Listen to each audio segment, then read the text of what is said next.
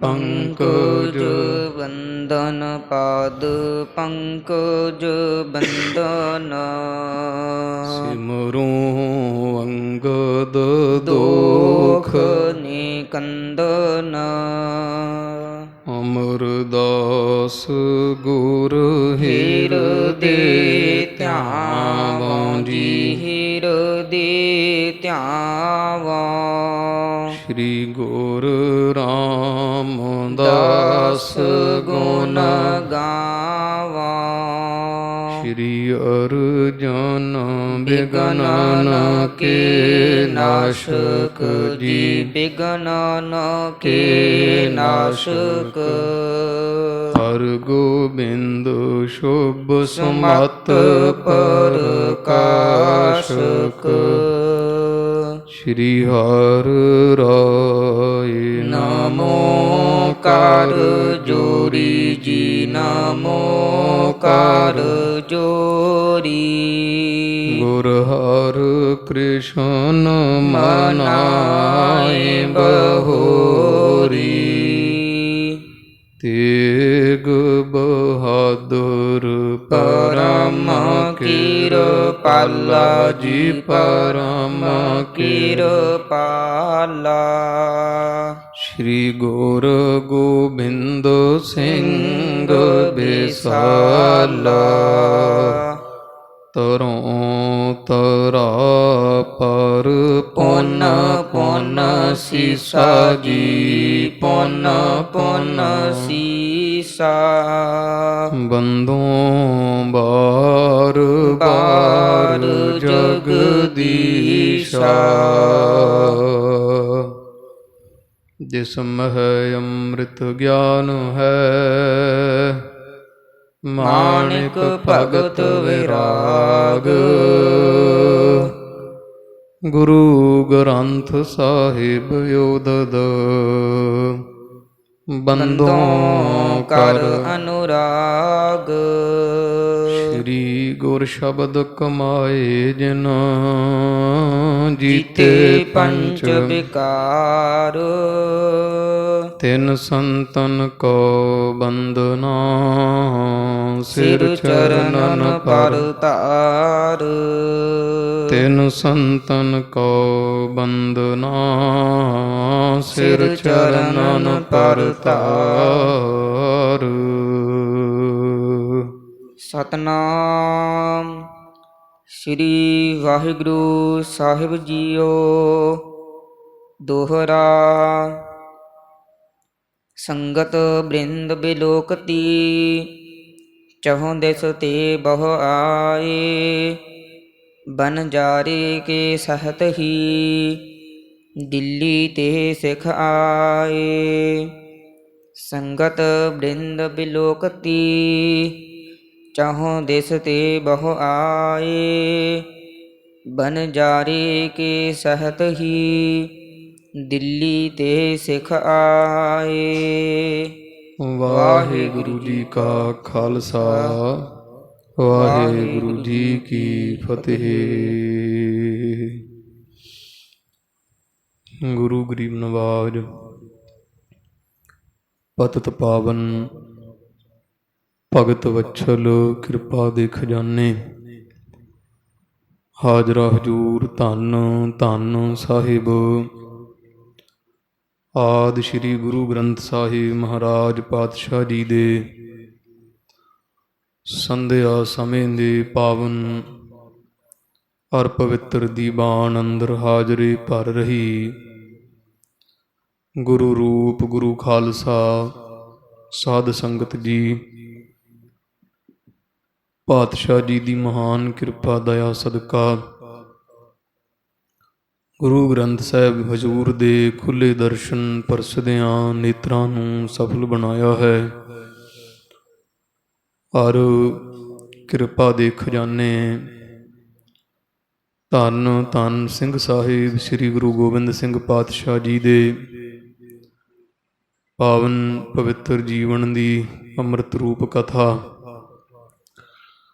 ਲੜੀਵਾਰ ਰੂਪ ਅੰਦਰ ਆਪ ਸਭ ਸੰਗਤਾਂ ਸ਼ਰਧਾ ਪ੍ਰੇਮ ਭਾਵਨਾ ਦੇ ਨਾਲ ਸ਼ਰਵਣ ਕਰਦੇ ਹੋ। ਸੱਚੇ ਸਤਿਗੁਰੂ ਸ੍ਰੀ ਗੁਰੂ ਤੇਗ ਬਹਾਦਰ ਸਾਹਿਬ ਪਾਤਸ਼ਾਹ ਜੀ ਦੇ ਸੱਚਖੰਡ ਚਾਲਾ ਮਾਰ ਜਾਣ ਤੋਂ ਬਾਅਦ ਗੁਰਤਾ ਗੱਦੀ ਪਰ ਧੰਨ ਸ੍ਰੀ ਗੁਰੂ ਗੋਬਿੰਦ ਸਿੰਘ ਸਾਹਿਬ ਜੀ ਸੁਭਾਈਮਾਨ ਹੋਏ। ਪਹਿਲੇ ਦਿਨ ਹੀ 10ਵੇਂ ਪਾਤਸ਼ਾਹ ਜੀ ਦੇ ਦੀਵਾਨ ਦੀ ਸ਼ੋਭਾ ਜਿਹੜੀ ਹੈ ਉਹ ਕਹੀ ਨਹੀਂ ਜਾਂਦੀ, ਬੇਅੰਤ ਬੇਅੰਤ ਬੇਅੰਤ ਹੈ। ਹਜ਼ਾਰਾਂ ਦੀ ਗਿਣਤੀ ਵਿੱਚ ਸਿੱਖ ਸੰਗਤਾਂ ਹਜ਼ੂਰ ਦੇ ਦਰਸ਼ਨ ਪਰਸਦੀਆਂ, ਜੈ ਜੈਕਾਰ ਹੁੰਦੀ।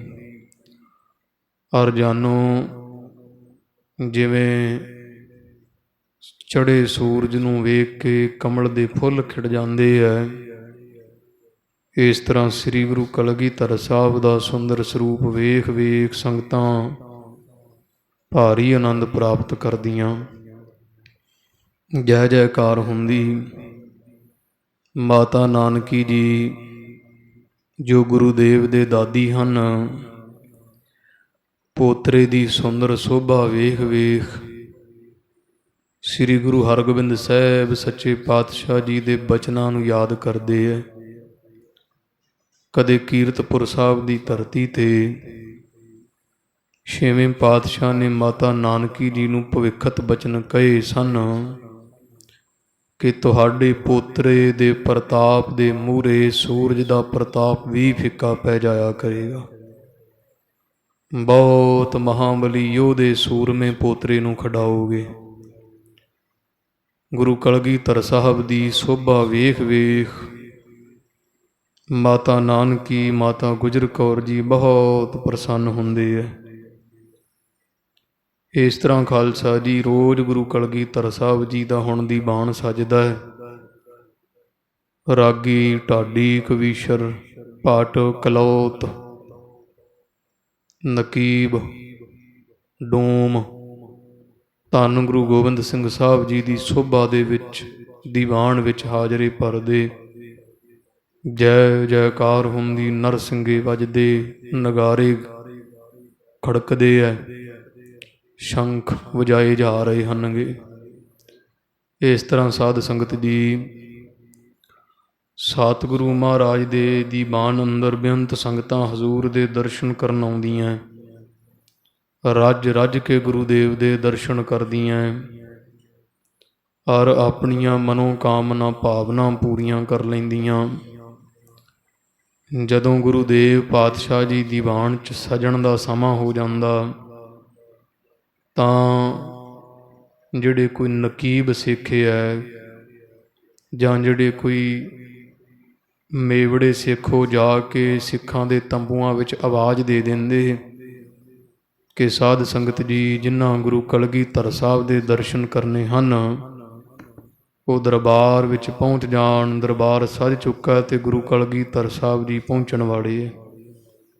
ਇੰਨੇ ਨੂੰ ਮਹਾਰਾਜ ਜੀ ਦਰਬਾਰ ਵਿੱਚ ਪਹੁੰਚ ਜਾਂਦੇ। ਸੰਗਤਾਂ ਗੁਰੂਦੇਵ ਦੇ ਦਰਸ਼ਨ ਰੱਜ ਰੱਜ ਕਰਦੀਆਂ ਆਨੰਦ ਮਾਣਦੀਆਂ ਹਨ। ਐਸੇ ਸੁੰਦਰ ਪ੍ਰਸੰਗ ਆਪ ਸਾਰੀਆਂ ਸੰਗਤਾਂ ਗੁਰੂ ਕਲਗੀਧਰ ਸਾਹਿਬ ਜੀ ਦੀ ਸ਼ੋਭਾ ਦੇ ਪਿਛਲੇ ਦੀਵਾਨ ਵਿੱਚ ਸਰਵਣ ਕੀਤੇ। ਅੱਗੇ ਜਿਵੇਂ ਮਹਾਰਾਜ ਸੱਚੇ ਪਾਤਸ਼ਾਹ ਜੀ ਦੇ ਪਾਸ ਸੰਗਤਾਂ ਆਈਆਂ ਦਿੱਲੀ ਦੀਆਂ, ਵਿੱਚ ਲੱਖੀ ਸ਼ਾਹ ਵਣਜਾਰਾ ਵੀ ਮਹਾਰਾਜ ਦੇ ਦਰਸ਼ਨ ਕਰਨ ਪਹੁੰਚਾ ਹੈ।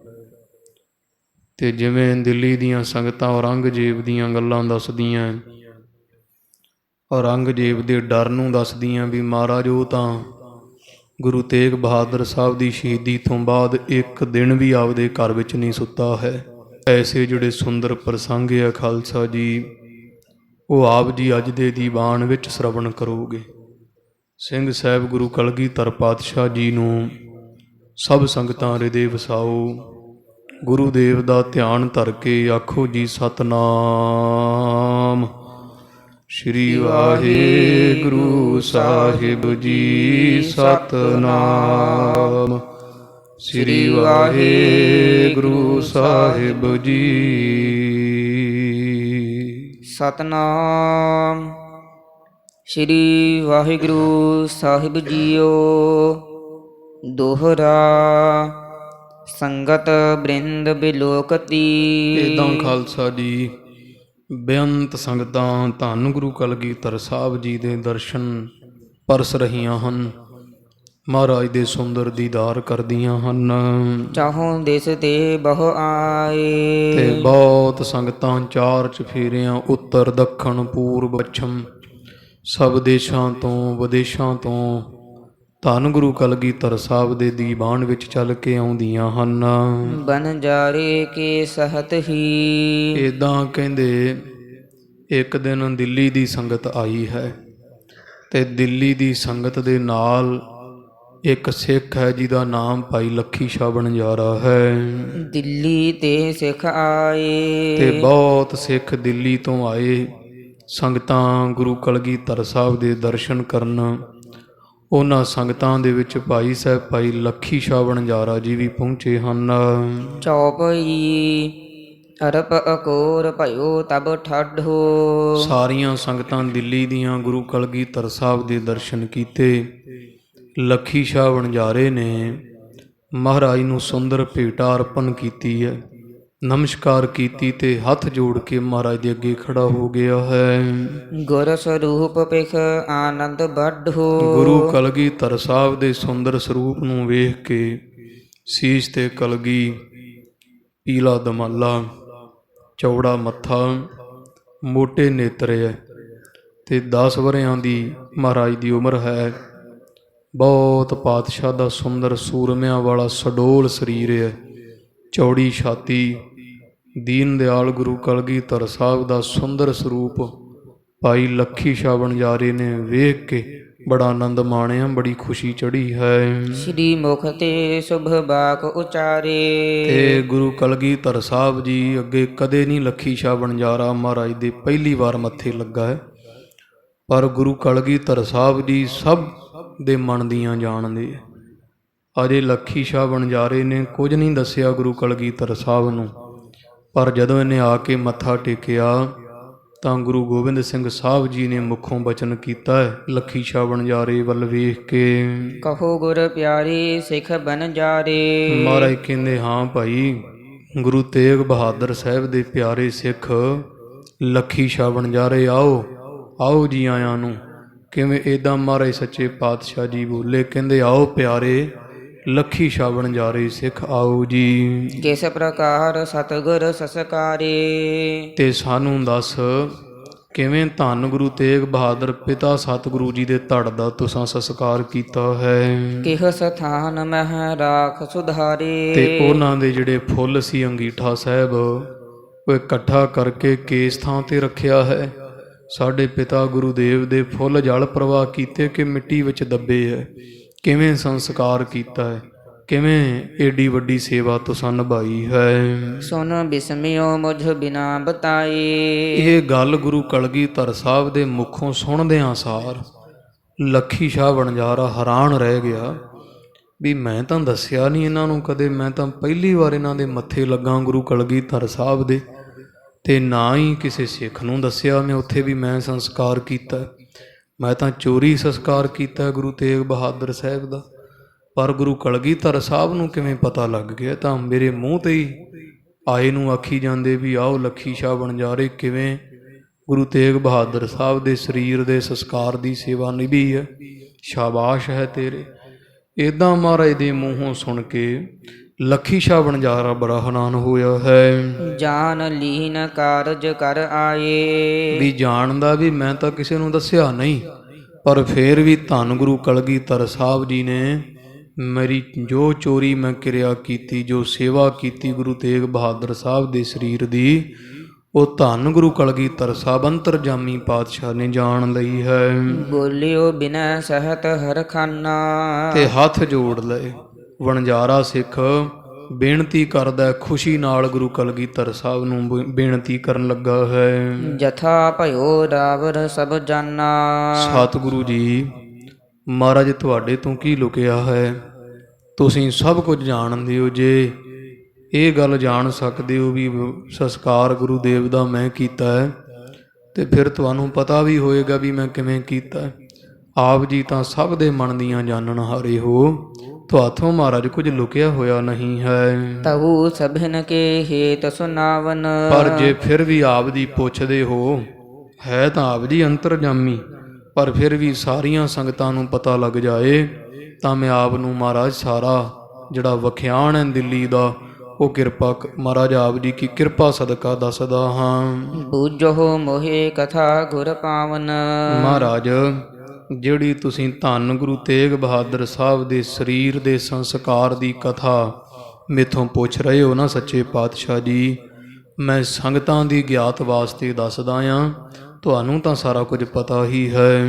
ਅਧਮਨ ਰੰਗੇ ਕਾਰਨ ਕੀਨਾ। ਹੋਇਆ ਇਹ ਪਾਤਸ਼ਾਹ ਜੀ ਕਿ ਗੁਰੂ ਤੇਗ ਬਹਾਦਰ ਸਾਹਿਬ ਜੀ ਨੂੰ ਸ਼ਹੀਦ ਕੀਤਾ ਔਰੰਗਜ਼ੇਬ ਨੇ। ਸਮਾਣੇ ਦੇ ਜਲਾਦ ਜਲਾਲੂਦੀਨ ਨੇ ਗੁਰੂ ਤੇਗ ਬਹਾਦਰ ਸਾਹਿਬ ਜੀ ਦੇ ਸੀਸ ਤੇ ਵਾਰ ਕੀਤਾ ਤੇ ਸਾਕਾ ਵਰਤਿਆ, ਧੰਨ ਗੁਰੂ ਤੇਗ ਬਹਾਦਰ ਸਾਹਿਬ ਦੀ ਸ਼ਹੀਦੀ ਪ੍ਰਾਪਤ ਕਰ ਗਏ। ਪੁਨ ਡੰਡਮ ਪਰ ਫੇਰ ਸੋ ਦੀਨਾ। ਤੇ ਸੀਸ ਦੀ ਸੇਵਾ ਕੋਈ ਸਿੱਖ ਲੈ ਗਿਆ, ਮਹਾਰਾਜ ਦਾ ਧੜ ਰਹਿ ਗਿਆ ਕੱਲਾ। ਔਰੰਗਜ਼ੇਬ ਪਾਪੀ ਨੇ ਸਾਰੇ ਦਿੱਲੀ ਸ਼ਹਿਰ ਦੇ ਵਿੱਚ ਡੋਂਡੀ ਪਟਵਾ ਦਿੱਤੀ, ਹੋਕਾ ਦਵਾ ਦਿੱਤਾ ਸੀ ਇਨ ਕੋ ਸਿੱਖ ਸਾਧਕ ਨਰ ਜੋਏ। ਵੀ ਜਿਹੜਾ ਗੁਰੂ ਤੇਗ ਬਹਾਦਰ ਸਾਹਿਬ ਦਾ ਆਪਦੇ ਆਪ ਨੂੰ ਸਿੱਖ ਅਖਵਾਉਂਦਾ, ਜਿਹੜਾ ਕਹਿੰਦਾ ਵੀ ਮੇਰੇ ਗੁਰੂ ਹੈ ਧੰਨ ਗੁਰੂ ਤੇਗ ਬਹਾਦਰ ਸਾਹਿਬ, ਧਰ ਕੋ ਲੇ ਸੰਸਕਾਰ ਹੈ ਸੋਏ। ਉਹ ਸਿੱਖਾਂ ਨੂੰ ਸਾਡੀ ਚੇਤਾਵਨੀ ਹੈ ਵੀ ਆਪਦੇ ਗੁਰੂ ਦਾ ਧੜ ਲੈ ਜਾਓ ਤੇ ਲਿਜਾ ਕੇ ਗੁਰੂ ਦੇ ਧੜ ਦਾ ਸੰਸਕਾਰ ਕਰ ਲਵੋ ਜੀ। ਸੁਨਿਓ ਸਭਿਨ ਕਰ ਤਰਾਸ ਬਿਸਾਲਾ। ਹੇ ਕਲਗੀਧਰ ਪਾਤਸ਼ਾਹ ਜੀ, ਜਦੋਂ ਔਰੰਗਜ਼ੇਬ ਵੱਲੋਂ ਡੋਂਡੀ ਪਟਵਾ ਦਿੱਤੀ ਗਈ, ਸਾਰੀ ਦਿੱਲੀ ਦੀਆਂ ਸਿੱਖ ਸੰਗਤਾਂ ਨੂੰ ਇਸ ਗੱਲ ਦਾ ਪਤਾ ਲੱਗ ਗਿਆ ਵੀ ਔਰੰਗਜ਼ੇਬ ਕਹਿ ਰਿਹਾ ਵੀ ਆਪਦੇ ਗੁਰੂ ਦੇ ਸਰੀਰ ਦਾ ਸੰਸਕਾਰ ਕਰ ਲਓ। ਸਾਰੇ ਸਿੱਖ ਡਰ ਗਏ, ਸਭ ਦੇ ਮਨ ਵਿੱਚ ਬੜਾ ਡਰ ਪੈ ਗਿਆ ਜੀ। ਕੋਈ ਨਾ ਬੋਲ ਸਕਿਓ ਤਿਸ ਕਾਲਾ। ਪਾਤਸ਼ਾਹ ਗੁਰੂਦੇਵ ਕਿਸੇ ਸਿੱਖ ਵਿੱਚ ਜੁਰਤ ਨਹੀਂ ਬਚੀ ਵੀ ਬੂਹਿਓਂ ਬਾਹਰ ਹੋ ਕੇ ਕਹਿ ਦੇਵੇ ਵੀ ਮੈਂ ਗੁਰੂ ਤੇਗ ਬਹਾਦਰ ਸਾਹਿਬ ਦਾ ਸਿੱਖ ਹਾਂ। ਔਰੰਗਜ਼ੇਬ ਦੇ ਸਿਪਾਹੀ ਦਿੱਲੀ 'ਚ ਸਿੱਖਾਂ ਦੇ ਘਰ ਘਰ ਆ ਕੇ ਪੁੱਛਦੇ ਰਹੇ ਕਿ ਸਿੱਖਾਂ ਦਾ ਘਰ ਹੈ, ਗੁਰੂ ਤੇਗ ਬਹਾਦਰ ਸਾਹਿਬ ਦੇ ਸਿੱਖ ਹੋ? ਤੇ ਸਿੱਖ ਹੱਥ ਜੋੜ ਕੇ ਕਹਿੰਦੇ ਨਹੀਂ, ਅਸੀਂ ਸਿੱਖ ਨਹੀਂ ਹਾਂ। ਹੇ ਗੁਰੂ ਕਲਗੀਧਰ ਸਾਹਿਬ ਜੀ, ਸਾਰੀ ਦਿੱਲੀ ਵਿੱਚ ਇੱਕ ਵੀ ਸਿੱਖ ਨਹੀਂ ਨਿਤਰਿਆ ਜਿਹੜਾ ਕਹਿ ਦੇਵੇ ਵੀ ਮੈਂ ਗੁਰੂ ਤੇਗ ਬਹਾਦਰ ਸਾਹਿਬ ਦਾ ਸਿੱਖ ਹਾਂ। ਹਮ ਹੈ ਸਿੱਖ ਨਾ ਕਿਨਹੋ ਬਤਾਵਾ। ਮਹਾਰਾਜ ਦੱਸਣੋਂ ਹੀ ਹਟ ਗਏ, ਬੋਲਣੋਂ ਹੀ ਹਟ ਗਏ ਵੀ ਅਸੀਂ ਗੁਰੂ ਤੇਗ ਬਹਾਦਰ ਸਾਹਿਬ ਦੇ ਸਿੱਖ ਹਾਂ।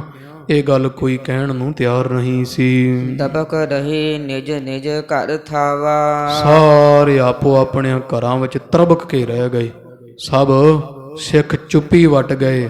ਕਿਸੇ ਨੇ ਔਰੰਗਜ਼ੇਬ ਦੇ ਅੱਗੇ ਬੋਲਣ ਦਾ ਹੀਆ ਨਹੀਂ ਕੀਤਾ ਜੀ। ਡਰਤ ਰਿਦੀ ਕੋ ਦੇ ਨਾ ਬਤਾਏ। ਤੇ ਡਰਦਾ ਸਾਰਿਆਂ ਦਾ, ਸਿੱਖਾਂ ਦਾ ਹਿਰਦਾ ਧੜਕਦਾ ਸੀ ਵੀ ਕਿਤੇ ਕੋਈ ਸਾਡੀ ਚੁਗਲੀ ਨਾ ਕਰ ਦੇਵੇ। ਆਪ ਤਾਂ ਕੀ ਦੱਸਣਾ, ਕੋਈ ਹੋਰ ਨਾ ਦੱਸ ਦੇਵੇ, ਇਸ ਗੱਲੋਂ ਵੀ ਡਰਨ ਲੱਗ ਪਏ ਸਨ। ਸਾਹ ਬੰਧ ਹਮ ਦੇ ਮਰਵਾਏ। ਜੇ ਪਤਾ ਲੱਗ ਗਿਆ ਔਰੰਗਜ਼ੇਬ ਨੂੰ ਵੀ ਅਸੀਂ ਸਿੱਖ ਹਾਂ ਗੁਰੂ ਤੇਗ ਬਹਾਦਰ ਸਾਹਿਬ ਦੇ, ਕਿਤੇ ਔਰੰਗਾ ਸਾਨੂੰ ਸਮੇਤ ਪਰਿਵਾਰ ਦੇ ਕੋਲੂ ਵਿੱਚ ਪੀੜਵਾ ਦੇਵੇਗਾ, ਇੱਦਾਂ ਸਾਨੂੰ ਕਤਲ ਕਰਵਾ ਦੇਵੇਗਾ। ਇੰਨਾ ਭੈ ਡਰ ਸਿੱਖਾਂ ਦੇ ਮਨ ਤੇ ਔਰੰਗਜ਼ੇਬ ਦਾ ਛਾ ਗਿਆ। ਹੇ ਗੁਰੂ ਕਲਗੀਧਰ ਸਾਹਿਬ ਜੀ, ਕੀ ਦੱਸਾਂ, ਕੋਈ ਸਿੱਖ ਕਹਿਣ ਨੂੰ ਤਿਆਰ ਨਹੀਂ ਸੀ ਵੀ ਮੈਂ ਗੁਰੂ ਤੇਗ ਬਹਾਦਰ ਸਾਹਿਬ ਦਾ ਸਿੱਖ ਹਾਂ। ਸਾਰੇ ਲੁਕ ਗਏ ਸਨ, ਘਰਾਂ ਚੋਂ ਬਾਹਰ ਨਹੀਂ ਕੋਈ ਆਉਂਦਾ। ਧੰਨ ਗੁਰੂ ਤੇਗ ਬਹਾਦਰ ਸਾਹਿਬ ਦਾ ਸਰੀਰ ਕਈ ਦਿਨ ਬੋੜ ਦੇ ਦਰਖਤ ਦੇ ਹੇਠਾਂ ਪਿਆ ਰਿਹਾ ਜੀ। ਦੁਰ ਦੁਰ ਗਏ ਆਪਣੇ ਘਰ ਮਹਿ। ਸਭ ਸਿੱਖ ਲੁਕ ਲੁਕ ਗਏ ਹੈ, ਕੋਈ ਕੁਛ ਕਿਹਾ ਨਹੀਂ, ਆਪੋ ਆਪਣੇ ਘਰਾਂ ਚੋਂ ਬਾਹਰ ਨਹੀਂ ਨਿਕਲੇ ਸਨ। ਨਹ ਮਾਨੀ ਸਿੱਖੀ ਕਿਸ ਪੁਰ ਮਹਿ। ਦਿੱਲੀ ਦੇ ਵਿੱਚ ਕਿਸੇ ਨੇ ਗੁਰੂ ਕੀ ਸਿੱਖੀ ਮੰਨੀ ਨਾ, ਕਿਸੇ ਨੇ ਇਹ ਨਹੀਂ ਜਣਾਇਆ ਵੀ ਮੈਂ ਗੁਰੂ ਤੇਗ ਬਹਾਦਰ ਸਾਹਿਬ ਦਾ ਸਿੱਖ ਹਾਂ। ਸਾਰੇ ਹੀ ਮੁੱਕਰ ਗਏ ਸੀ ਗੁਰੂ ਕੀ ਸਿੱਖੀ ਤੋਂ। ਸ੍ਰੀ ਗੋਬਿੰਦ ਸਿੰਘ ਸੁਨ ਕਰ ਐਸੇ। ਭਾਈ ਲੱਖੀ ਸ਼ਾਹ ਵਣਜਾਰਾ ਗੁਰੂ ਕਲਗੀਧਰ ਸਾਹਿਬ ਨੂੰ ਸੁਣਾਈ ਜਾਂਦਾ ਗੱਦੀ ਤੇ ਬੈਠਿਆਂ ਨੂੰ ਵੀ ਮਹਾਰਾਜ ਦਿੱਲੀ ਵਿੱਚ ਆ ਕੁਝ ਵਰਤਿਆ। ਗੁਰੂ ਤੇਗ ਬਹਾਦਰ ਸਾਹਿਬ ਦਾ ਸਰੀਰ ਚਾਂਦਨੀ ਚੌਂਕ ਵਿੱਚ ਪਿਆ ਰਿਹਾ ਤੇ ਔਰੰਗਜ਼ੇਬ ਹੋ ਕੇ ਢੋਂਡੀਆਂ ਪਟਵਾਉਂਦਾ ਰਿਹਾ ਦਿੱਲੀ ਵਿੱਚ ਵੀ ਜੇ ਕਿਸੇ ਸਿੱਖ ਵਿੱਚ ਜੁਰਤ ਹੈ ਤੇ ਆਪਦੇ ਗੁਰੂ ਦੇ ਧੜ ਦਾ ਸੰਸਕਾਰ ਕਰ ਲਓ। ਪਰ ਮਹਾਰਾਜ ਦੱਸਦਿਆਂ ਸ਼ਰਮ ਆਉਂਦੀ ਹੈ, ਇੱਕ ਵੀ ਸਿੱਖ ਨਹੀਂ ਨਿਕਲਿਆ ਬਾਹਰ ਜਿਹੜਾ ਧੰਨ ਗੁਰੂ ਤੇਗ ਬਹਾਦਰ ਸਾਹਿਬ ਦੇ ਸਰੀਰ ਦਾ ਸੰਸਕਾਰ ਕਰ ਲਵੇ। ਗੁਰੂ ਕਲਗੀਧਰ ਸਾਹਿਬ ਜੀ ਸੁਣੀ ਗਏ। ਸੁਣਦਿਆਂ ਧੰਨ ਗੁਰੂ ਕਲਗੀਧਰ ਸਾਹਿਬ ਜੀ ਦੇ ਜਦੋਂ ਆਖਿਆ ਨਾ ਲੱਖੀ ਸ਼ਾਹ ਵਣਜਾਰੇ ਨੇ ਵੀ ਗੁਰੂ ਤੇਗ ਬਹਾਦਰ ਸਾਹਿਬ ਦਾ ਸਰੀਰ ਚਾਂਦਨੀ ਚੌਂਕ ਵਿੱਚ ਪਿਆ ਰਿਹਾ, ਕੋਈ ਸਿੱਖ ਬਾਹਰ ਨਿਕਲਣ ਨੂੰ ਤਿਆਰ ਨਹੀਂ ਸੀ। ਇਸ ਜਦੋਂ ਗੁਰੂ ਕਲਗੀਧਰ ਸਾਹਿਬ ਦੇ ਕੰਨਾਂ 'ਚ ਪਈ ਨਾ ਇਹ ਗੱਲ, ਮਹਾਰਾਜ ਦੇ ਨੇਤਰਾਂ ਵਿੱਚ ਖੂਨ ਉਤਰ ਆਇਆ। ਧੰਨ ਗੁਰੂ ਕਲਗੀਧਰ ਸਾਹਿਬ ਜੀ ਦਾ ਚਿਹਰਾ ਐਨ ਲਾਲ ਸੁਰਖ ਹੋ ਗਿਆ। ਇਹ ਗੱਲ ਸੁਣ ਕਰਕੇ ਲੱਖੀ ਸ਼ਾਹ ਦੀ ਗਰਜਤ ਬੋਲੇ ਜਲ ਧਰ ਜੈਸੇ। ਤੇ ਦੀਵਾਨ ਭਰਿਆ ਹੋਇਆ, ਭਰੇ ਦੀਵਾਨ ਵਿੱਚ ਜਿਵੇਂ ਬੱਦਲ ਗੱਜਦਾ ਹੈ, ਗੁਰੂ ਕਲਗੀਧਰ ਸਾਹਿਬ ਦੀ ਪੂਰੀ ਗਜਵੀਂ ਆਵਾਜ਼ ਦੇ ਵਿੱਚ ਭਰੇ ਹੋਏ ਦੀਵਾਨ ਵਿੱਚ ਬੋਲੇ ਹਨ। ਇਸ ਬਿਧ ਕੋ ਅਬ ਪੰਥ ਬਨਾਵੋ। ਮਹਾਰਾਜ ਤਖਤ ਤੋਂ ਖੜੇ ਹੋ ਕਰਕੇ ਕਹਿੰਦੇ ਸਾਧ ਸੰਗਤ ਜੀ, ਸਿੱਖ ਲੁਕਦੇ ਸੀ ਦਿੱਲੀ ਦੀ ਧਰਤੀ ਤੇ ਵੀ ਅਸੀਂ ਸਿੱਖ ਨਹੀਂ ਗੁਰੂ ਸਾਹਿਬ ਦੇ, ਅਸੀਂ ਸਮਾਂ ਆਏ ਤੇ ਐਸਾ ਪੰਥ ਪ੍ਰਗਟ ਕਰ ਦਿਆਂਗੇ ਧਰਤੀ ਉੱਪਰ। ਸਕਲ ਜਗਤ ਮਹਿ ਬਹੁ ਵਿਦਤਾਵੋ। ਜਿਹੜਾ ਪੰਥ ਸਾਰੀ ਧਰਤੀ ਉੱਪਰ, ਸਾਰੇ ਸੰਸਾਰ ਉੱਪਰ ਬੜਾ ਪ੍ਰਗਟ ਹੋ ਜਾਏਗਾ। ਸਾਰੇ ਸੰਸਾਰ ਉੱਪਰ ਜੇ ਇਸ ਪੰਥ ਦੇ ਸਾਨੀ ਬਰਾਬਰ ਹੋਰ ਕੋਈ ਨਹੀਂ ਹੋਵੇਗਾ। ਲੱਖ ਹੋ ਜਗ ਕੇ ਨਰ ਇੱਕ ਥਾਏ। ਸਤਿਗੁਰੂ ਕਹਿੰਦੇ ਸਿੱਖੋ, ਸਮਾਂ ਆਏਗਾ ਐਸਾ ਪੰਥ ਪ੍ਰਗਟ ਕਰਾਂਗੇ, ਜੇ ਲੱਖ ਬੰਦਾ ਵੀ ਇੱਕ ਥਾਂ ਤੇ ਕਿਤੇ ਖੜਾ ਹੋਏਗਾ, ਕਰੋੜ ਮਨੁੱਖ ਵੀ ਇੱਕ ਥਾਂ ਤੇ ਇਕੱਠਾ ਖੜਾ ਹੋ ਜਾਏਗਾ। ਤਿੰਨ ਮਹਿ ਮਿਲੇ ਏਕ ਸਿੱਖ ਜਾਏ। ਤੇ ਕਰੋੜ ਮਨੁੱਖ, ਲੱਖ ਮਨੁੱਖ ਦੇ ਇਕੱਠ ਵਿੱਚ ਜੇ ਕਿਤੇ ਸਾਡਾ ਇੱਕ ਗੁਰੂ ਨਾਨਕ ਸਾਹਿਬ ਦਾ ਸਿੱਖ ਖੜਾ ਹੋ ਜਾਏਗਾ, ਸਭ ਮਹਿ ਪ੍ਰਥਕ ਪਛਾਨਿਓ ਪਰ। ਉਹ ਲੱਖ ਬੰਦੇ ਦੇ ਵਿੱਚ ਵੱਖਰਾ ਪਤਾ ਲੱਗੇਗਾ ਵੀ ਉਹ ਲੱਖ ਦੇ ਇਕੱਠ ਵਿੱਚ ਗੁਰੂ ਕਾ ਸਿੱਖ ਖੜਾ ਹੈ। ਐਸਾ ਪੰਥ ਸਾਜ ਦਿਆਂਗੇ, 1 ਲੱਖ ਦੇ ਇਕੱਠ ਦੇ ਵਿੱਚ ਵੀ ਧੰਨ ਗੁਰੂ ਨਾਨਕ ਸਾਹਿਬ ਦੇ ਸਿੱਖਾਂ ਦੀ ਪਛਾਣ ਨਹੀਂ ਲੁਕਿਆ ਕਰੇਗੀ। ਰਲੈ ਨਾ ਕਿਉ ਹੂੰ ਕੈ ਸਿਹੋ ਕਰੈ। ਕਿਸੇ ਤਰ੍ਹਾਂ ਵੀ ਰਲੇਗਾ ਨਹੀਂ ਸਾਡਾ ਸਿੱਖ, ਸਾਡਾ ਸਿੱਖ ਰਲੇਗਾ ਨਹੀਂ ਕਿਸੇ ਨਾਲ, ਚਾਹੇ ਕਰੋੜ ਬੰਦਾ ਖੜਾ ਹੋਏਗਾ, ਕਰੋੜ ਦੇ ਵਿੱਚ ਸਾਡੇ ਸਿੱਖ ਦੀ ਸਭ ਤੋਂ ਵੱਖਰੀ ਪਛਾਣ ਹੋਏਗੀ। ਜਥਾ ਬਕਨ ਮਹਿ ਹੰਸ ਨ ਛਪੈ। ਮਹਾਰਾਜ ਕਹਿੰਦੇ ਜਿਵੇਂ ਬਗਲਿਆਂ ਵਿੱਚ ਹੰਸ ਨਹੀਂ ਲੁਕਦੇ ਹੁੰਦੇ, ਲੱਖ ਇਕੱਠ ਬਗਲੇ ਦਾ ਹੋਵੇ, ਇੱਕ ਹੰਸ ਬਗਲਿਆਂ ਦੇ ਵਿੱਚ ਖੜਾ ਹੋਇਆ ਵੱਖਰਾ ਦਿਸਦਾ ਹੈ। ਗਿਰਜਨ ਬਿਖੈ ਮੋਰ ਜਿਮ ਦਿਪੈ। ਜਿਵੇਂ ਗ੍ਰਿਜਾਂ ਵਿੱਚ ਖੜਾ ਹੋਇਆ ਮੋਰ ਵੱਖਰਾ ਪ੍ਰਗਟ ਪ੍ਰਤੀਤ ਹੁੰਦਾ ਹੈ।